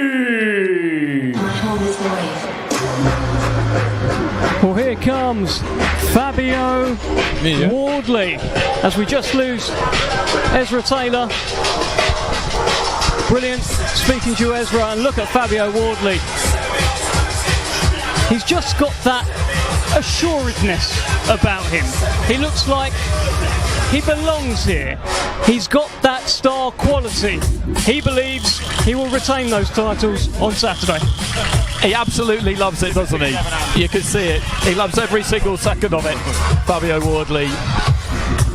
He enjoys fight week. He's one of these characters who genuinely just really enjoys fight week. uses it as a way to pass the time. Time can stand still a bit for fighters during these days building up to a fight, but I think he engages with all this stuff in the way that he does because he finds it fun. He finds it fun, and he's good at it too. I can understand why he enjoys this. Well, we are delighted to be in the company of his promoter, Hall of Fame boxing promoter Frank Warren. Frank, great to see you. How are you? I'm good. How are you? Very, very good. Listen, this is your man, Fabio Wardley. Yep. Fancy it on Saturday? Fancy this one? I do fancy him. I thought he won the last fight, but I'm not getting into that. This one for him is a must-win fight for him. He's got the ability to do it, and I think he'll come through it. And should he come through it, what are you looking at? Because he'll be the British Commonwealth champion, brilliant unbeaten record. Feels like the winner from this really moves on to big fights. The winner of this next year will be in the mix to get to the stage by the end of 2025 after a few of these world title fights have taken place and the belts may fragment. So these guys are going to want to get in mandatory positions and he'll be in some big fights. He'll be fighting the likes of maybe a Joe Parker or a Zhang and all those guys, but he's got to come through this fight. Can I just quiz you on a little bit of other business whilst we've got you here? I was very, very interested and excited actually to see that the WBO and IBF, I think, well certainly one of them has mandated Hamza Shiraz for Janibek for those two titles. What are your feelings on that? Is that going to happen or do you have other plans? We'll see. I've got to speak with him first. I haven't spoken to him about it. We only found out about it this morning and we'll see what happens from there. You know, he's capable of sharing the ring with any of those guys and I believe he has the ability to beat them as well. But we'll sit down, look at it and see what the options are and then make our decision. But we are looking at Fabio Wardley. Tell us why you signed Fabio. It seems pretty obvious, right? But give us a little bit of a sell on this guy. Well, we give you a sell. Did you see his last fight? I did. Sold himself. I did. That's why we signed him. You know, he's a quality operator. He's competitive. He comes to fight. He's articulate. He does everything that's asked of him. He's got a great way about him, and most importantly, he can fight a bit. He can also play the role of trainer here. He's taking Robs on the pads. Yeah. What is going on, Frank? Well, all the hard work's been done now. It's just all this today is just a bit of show, but all the hard work's done, and we get down to the big fight on Saturday night. It's going to be interesting. It has been interesting. I'll tell you, I don't think I've seen anything like this before, Andy. No, this is a novel approach. I've not seen anyone do this, but this is typical of him, isn't it? You know, he likes to think about doing things a little bit differently and just having some fun, and he's having some fun with it, and it's great to see because this is a really serious business. And he's relaxed. He's very relaxed. He's in a good place. Exactly. I'd only been too relaxed on Saturday, but he's in a good place, and you know, it's good he feels that way. He's enjoying it. He's enjoying the big stage. He's on the big stage now, and this is going to be something special, this fight. There's no doubt about it. I just wonder if Fabio Wardley if Frazer Clarke is somewhere watching him. He didn't take his eyes off him yesterday. If he's watching him now, he's thinking, what's going on here? He's just taking his trainer on the pads. Well, he'll find out what's going on Saturday night, because that's when it counts. Absolutely. We had the undercard announced yesterday for the rematch between Tyson and Alexander Usyk in December, and the next step on the road for Moses Itauma is Dempsey McKean. It's a good fight. That is a good fight, isn't it? And people talk about getting fighters in the early stages, a mix of styles and a mix of everything really, and that has he been chosen, Dempsey McKean, with that in mind? But also when he's a high-level fighter. First of all, he's got one loss, and that loss was against Hrgovic, and he was 12 rounds with Hrgovic. Got to the 12th round with him. So you look at Hrgovic against Daniel Dubois, you know how dangerous he is early on in a fight, and this kid's still a teenager. Moses is still a teenager. This is a big step up for him. And this guy's going to try and old man him. He's going to have experience. He's going to try and put it on him. And it's been interesting to see how Moses deals with it. This is a very, very significant fight for him at this stage of his career. Moses is just one of the stories in the heavyweight division right now. It feels like there's so many. There's a new fight being made every day, a new story, a new chapter. Can you remember a time recently where we've seen the heavyweight division so alive, Frank? It's absolutely on fire. You know, Riyadh season's made a lot of this happen, and that's why this has been so good for boxing. It's why everybody, I hope and I do believe, they all appreciate it, especially this heavyweight division now. The fights are happening on a regular basis, big fights. You looked at the undercard, you know, and the undercard and the show that's being put together for next year, early next year, there's some fights on there that are going to set you, well, you're going to love them.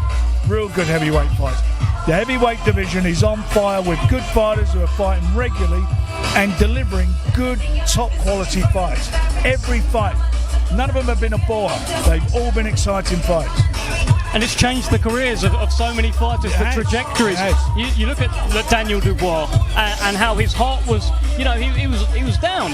And then suddenly he's in there with Big Baby Miller. He's in there with Ergovic. He's in there with AJ. This time last year, you know, people saying that's his lot.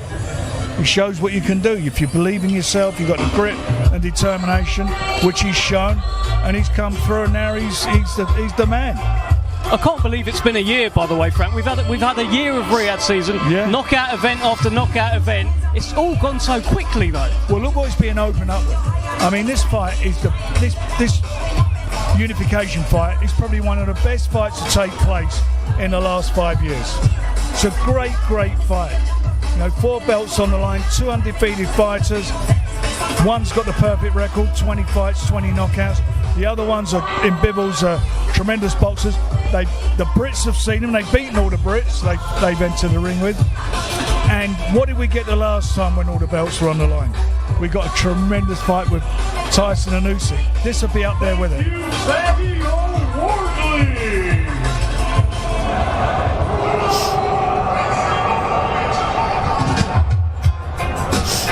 Well, Fabio Wardley completes his workout here, gets a few photos done. He's got the Ipswich on. One day he wants to fight at Portman Road. If he keeps winning, I'm sure he can, Frank. If he keeps winning, it'll happen. All he's got to do is keep winning. We'll make it happen. But it's worked so far. Everything he's done, everything that's been asked him up to us yet, that's for sure. Tell us a little bit. What is your favourite sort of Riyadh season memory so far? It's been a year. Bloody hell. I think the Tyson and Usyk, such an exciting fight. Best heavyweight fight of the 21st century. You know, that's a legacy fight that people are talking about and will talk about for years. And obviously the 5v5. Well, yeah, that was a great night. As you can see on the screen behind us, the video game Undisputed is out. Let's have a little look at this.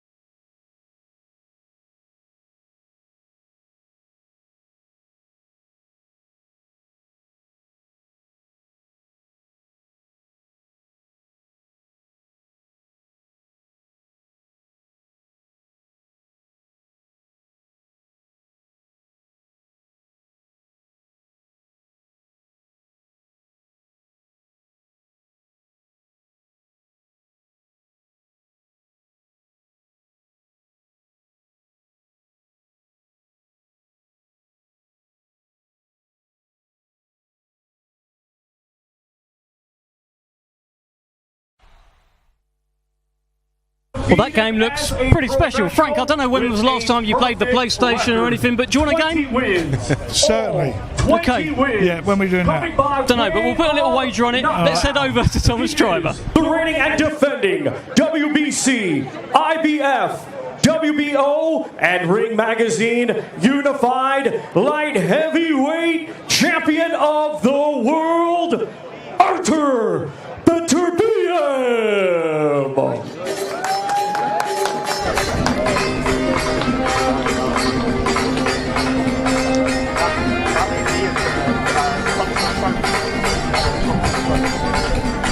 Well, there is very simply the most destructive force in world boxing. He stares through his opponents. He has knocked out every man in a professional ring that has stood before him. He has never heard the final bell. His opponents have never heard the final bell. Will Dmitry Bivol hear the final bell? We'll find out on Saturday night. History in Riyadh. It's going to be absolutely sensational. It's such a good fight. It's got everything you could possibly want. A bit of a backstory in that they go way back. They didn't have too much to do with each other on the national team, but there is still that aspect to it. They're both undefeated. They bring different kinds of things to the ring, and their mentality is exactly the same. I just love it. I can't wait for it to start because it's so difficult to know what's going to happen. It's almost impossible to know what's going to happen with this. Yeah, very difficult. Look, my guess from speaking and hearing people that Bivol's probably a slight favourite, but that's not how I see it. I fancy Beterbiev, and I don't just fancy him. I really pick him. Do you know what I mean? He's just been so impressive last couple of fights. And I know he's pushing on, and you do think, is this fight going to be that one where he gets old overnight? Certainly, the legs of Bivol and the movement and the changing the angles, he'll be testing them. But I don't know. Beterbiev to me is just so good. I'll be honest, I can't get enough of this guy. I know the interviews are often short and one-word answers, but maybe I'm just a glutton for punishment because I love interviewing him. The thing about him is that he's perfectly pleasant company. He's a friendly man. He's a nice man. It's as simple as that. He is a nice man. And he will happily answer any question you have. He doesn't mind doing it. He doesn't turn up on set moody and rude and unpleasant and trying to intimidate anyone.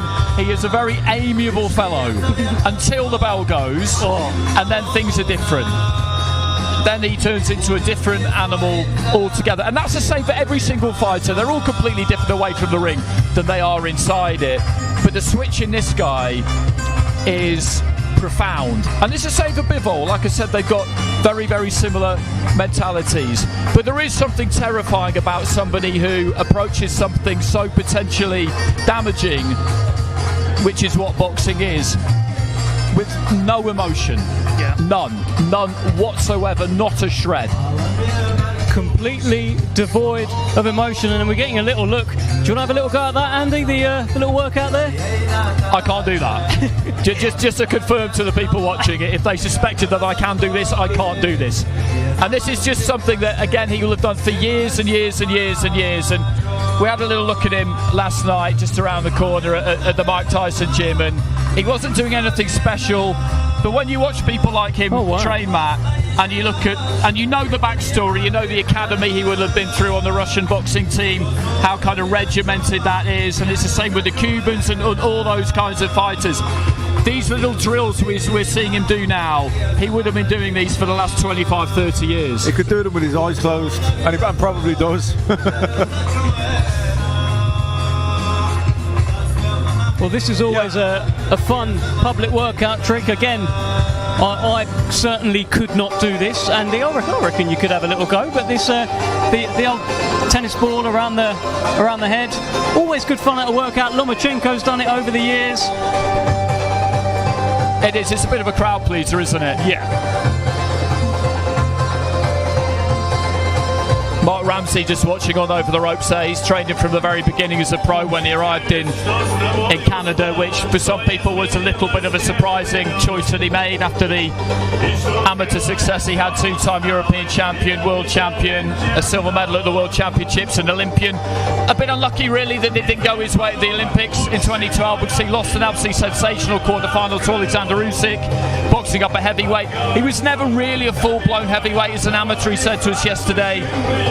At that point, it went from 81 kilos to 91 kilos, and he was about 85, so he was giving away a decent amount of weight probably, and that's why he was able to come down to light heavy as a pro. And the fact, again, the fact that he didn't win an Olympic gold medal, did everything but, will be a reason why not as many people will know who he is as they should. Well, you touched on the amateur fight with Alexander Usyk, of course, the quarter-final. He does have a win over Alexander Usyk in the amateurs as well. Not many fighters can say that. He did well as an amateur, Beterbiev. So, once again, listen, we've talked about it. This isn't just boxer versus puncher. This is boxer against boxer who can punch. Yeah, 100%. He put Usyk down as well in the amateurs with a whack to the body, which is something that people question about Usyk every now and again.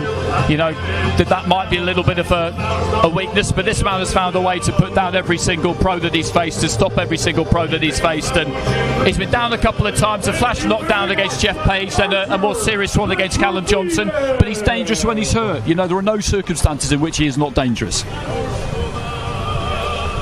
Absolutely. Well, I'm looking forward to the interview, not particularly envying Olivia here, but let's see.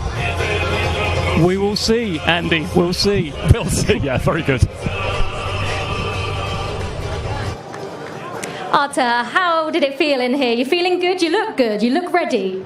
Yeah, I feel not bad. I feel like you're almost done with all of this and you just want to get in the ring on Saturday night. Is that how you feel? Yes. I don't think I'm going to get much more, or am I? How has this fight camp been for you? Have you prepared for this fight in any way differently that you've prepared for your other fights? Please don't just say no. No. Yeah, for every opponent we do some specific work, but also for this fight too. But main work is always hard and strong. Thank you so much. Thank you.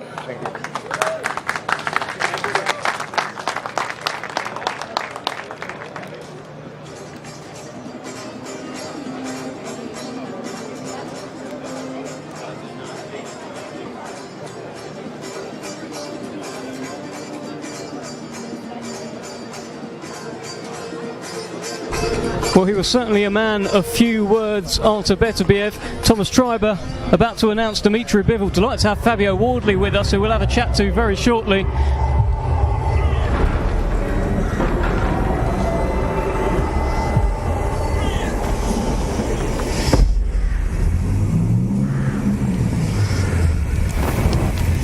Legend tells, at the peak of the highest mountain in all the lands,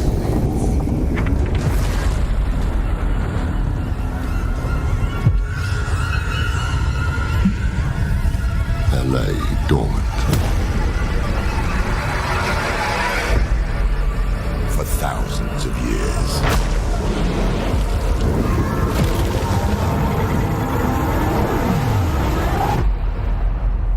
a mystical crown, untouched, with the power to rule all of mankind.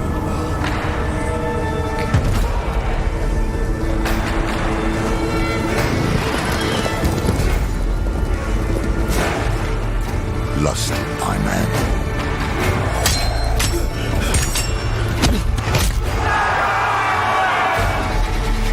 Willing to die for its gift.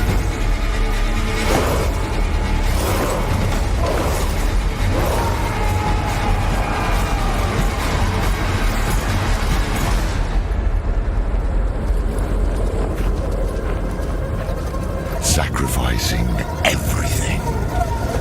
Before them, a terrifying journey awaits.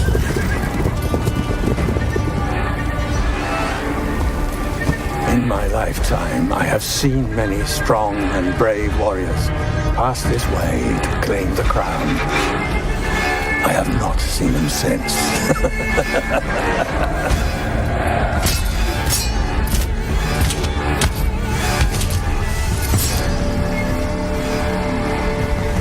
Unspeakable horrors, relentless agony, a wasteland of the fallen.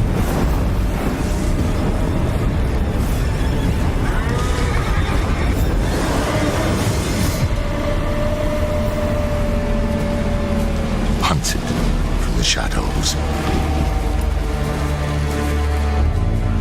they danced with death.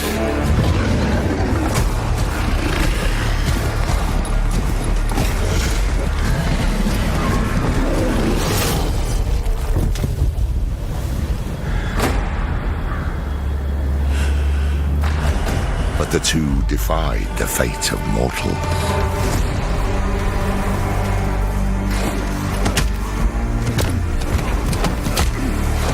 Knocking down thousands before them.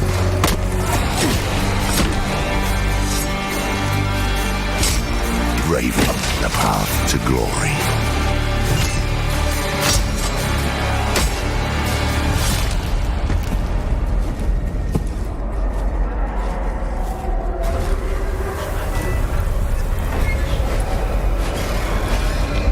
Challenging every fiber of their being.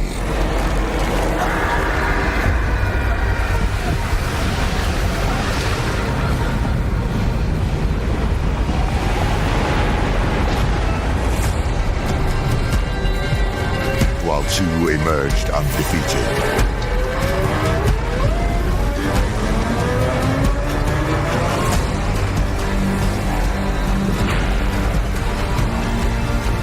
There could be only one possible outcome.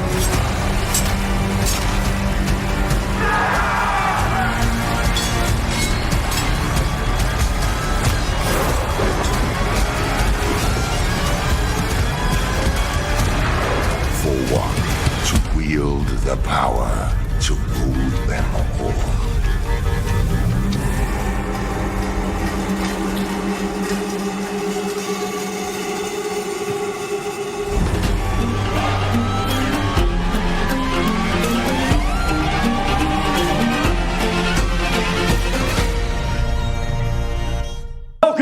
To the ring, undefeated, with 23 wins, 12 of his 23 wins coming by way of knockout. He is the reigning and defending WBA and IBO light heavyweight champion of the world, Dmitry Bivol.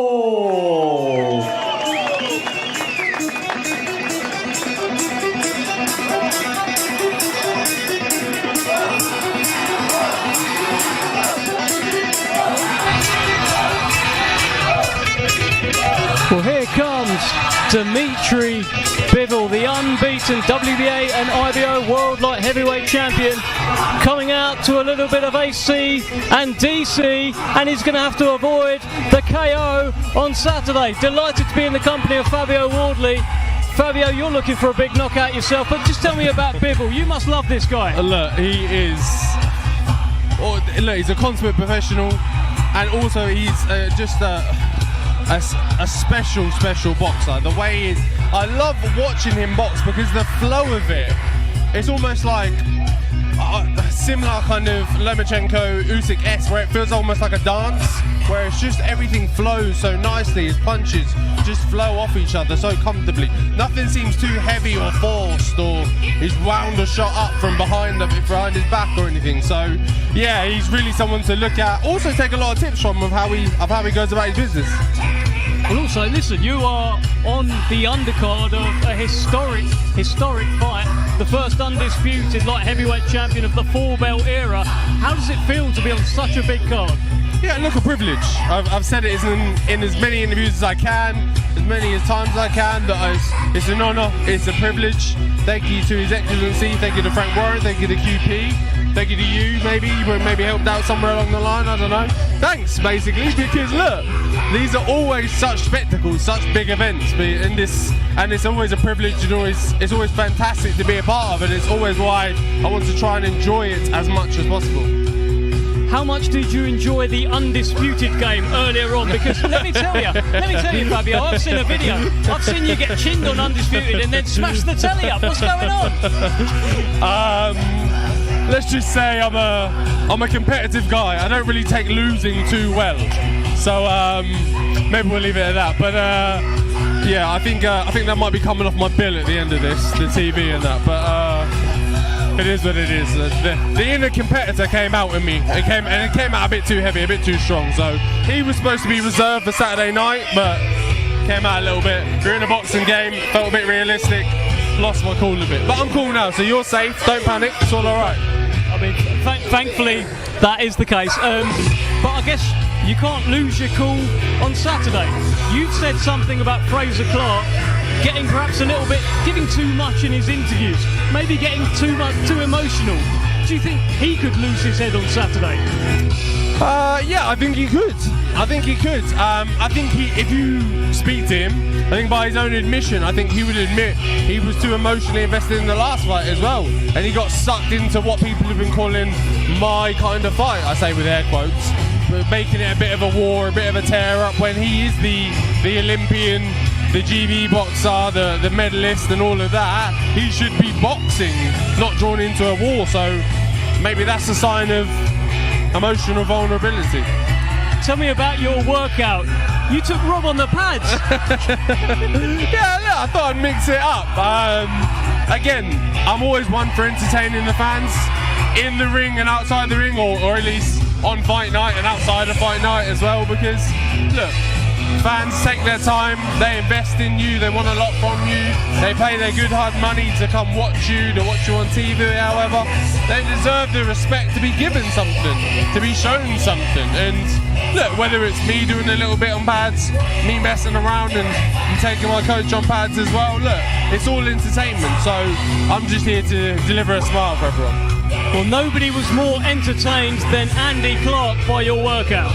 No, I was a big fan because when the bell goes, what you're doing in there is a very, very serious business. Boxing almost it's kind of too serious to be serious all of the time. So when you get the opportunity to have some fun, I'm all for it. We were watching the promo. You haven't had the chance to be in one yet, but I feel like when that day does come, it needs to be some kind of skit on. It needs to be Gotham City, Batman, whoever Batman's going to be. Yeah. But you're definitely the Joker. Yeah. I think I'm definitely going to get whatever. If I have the privilege to come back and they do a big VT for me, I think whatever position I get will be the comedy side of some sort of Joker or some sort of comedian. So, but I'll take it. I don't mind. Well, let's hear from Dmitry Bivol. Dmitry, you look ready. How are you feeling? How was that? Did you enjoy it? Of course, I'm enjoying every minute. And how was it? How is every time before fight? I asked Artur this as well. Obviously, it's an undisputed fight. Have you prepared any differently in this fight camp than you would previously for your previous fight? You know, I always treat my fights very serious, and I couldn't say that before I wasn't doing something well. I always trying to be in the best shape. I always trying to work hard, and at the same time, we always have different opponents. Do your feelings and emotions change from yesterday, today, tomorrow, Friday, and then Saturday? The closer we get to fight night, how do those emotions change for you? Emotion, you want to eat more and more and more because you are doing your weight. And of course, mentally, you are getting more ready, more focused. Perfect. Thank you so much. Well, that was Dmitry Bivol, one half of the main event on Saturday. The first undisputed world light heavyweight champion of the four-belt era will be crowned. We have now watched Artur Beterbiev do those press-ups with the fists and all of that. Andy Clark does that with his eyes closed. We've also just seen Dmitry Bivol. Matt, what did you think of the workouts? Yeah, look, no, I didn't expect anyone to do 6-man rounds on the pads and show us their game plan, you know what I mean? It was like, they come in, do what they have to, soak up a bit of the atmosphere, feel the energy. You know, we're only on Wednesday, there's still the press conference tomorrow, there's still the weigh-in then Friday, so, you know, it's all about conserving energy at this point. Well, I think that was actually quite a good question from Olivia to Dmitry Bivol, asking how do the emotions change now from day to day, and he did just say, I'm just sort of getting hungrier. Yeah, and that's the basic reality of it, is that they've still got to make weight, and you want to make sure you get it right. You have to hit 175 or just under for 20 minutes. That's all it has to be, and they do have it down to that kind of a science. I feel like it is pretty straightforward for Bivol, if there's ever such a thing, because he's not a big light heavyweight, whereas Beterbiev, from 85 kilos as an amateur, he's had to come down to more like 80, 79 point something to make 175, and he's been doing it it for over a decade as he's been getting older. So it probably is getting harder, but at the same time, Eddie said yesterday he feels like he's looking a bit pinched, but I don't think he is. I think he's looking pretty good, to be honest. I think we're looking for something, aren't we, fight week? You're always searching, his eyes are a bit funny. I don't know. I think they're both consummate professionals. They'll both be bang on. They'll both bring their A game. Look, the only question mark in terms of Beterbiev is the age. Does he get old? Is that fight? Certainly the younger, fresher legs of Bivol will be trying to make him use those older legs, constantly get him turning, constantly resetting. That's tiring as well, let me tell you, chasing someone like Bivol around the ring. It's a fantastic match. We keep saying it. Probably the best fight that can be made in boxing. Both undefeated. Everyone's got a different opinion. I would say that Bivol's probably the favourite, but like I said, personally, I fancy Beterbiev. He's just looked so good lately. Well, it is undefeated versus undefeated for undisputed, just like the first fight was between Alexander Usyk and Tyson Fury. The rematch is set. They are reignited December 21st. Absolutely cannot wait for that. Early thoughts, Andy Clarke, on that rematch? I like what Tyson's been saying recently. I like where he's got his head to, because you need that fire. And one thing that occurred to me the other day, Frank talked about it earlier when he said it's the best heavyweight fight for years and years and years. I think it was, and I think it's been underrated in the UK because Tyson didn't win. I think if he'd won, then that fight would be much more celebrated, because it was an unbelievable fight. It toed and froed, and that great fights after to and fro. Usyk started well, Tyson got into it, he looked like he had him where he wanted him, maybe he can stop him. Usyk grinds his way back in, nearly knocks him out, Fury comes right back at the end. It was unreal, and it was really close. And another narrative that seems to have emerged is that Tyson got schooled by Usyk. I mean, where do these things come from? The rematch is going to be tremendous. Listen, loads of drama, two really clever fighters, so both of them will have analysed their performance and their opponent's performance and the whole fight, and it'll be interesting who comes up with the better game plan and who can execute it. That's the thing, both of them are pushing on, you know what I mean? That fight would have took a lot out of both of them. It'll be interesting to see who it took more out of. Well, absolutely cannot wait to find out. That is, of course, December 21st, but it's all about Saturday night. So I'm just going to, you've already told me Beterbiev, that's who you back to win. Andy, you told me earlier on Beterbiev. It's been about a couple of hours now. You do change your mind from time to time. You're still going with Artur? I'll say he's my man of the day, Artur. For Wednesday fight week, Artur is my man of the day. I might change my mind tomorrow. It's a truly great fight. And you have all the rights in the world to change your mind whenever you like, and Andy. by the way, I'm going with Beterbiev, but I think it's going to be close. I think it'll get down to the wire. One of those fights that only Riyadh season can deliver. Thank you so much, Matt Macklin. Thank you so much, Andy Clarke. And thank you for joining us. That was the workout. We are now just days away from the big one. Undefeated versus undefeated for undisputed. The 4-crown showdown. The first undisputed light heavyweight champion of the 4-belt era will be crowned on Saturday. Join us tomorrow for the press conference. And you never know, you might get something. We'll see you then.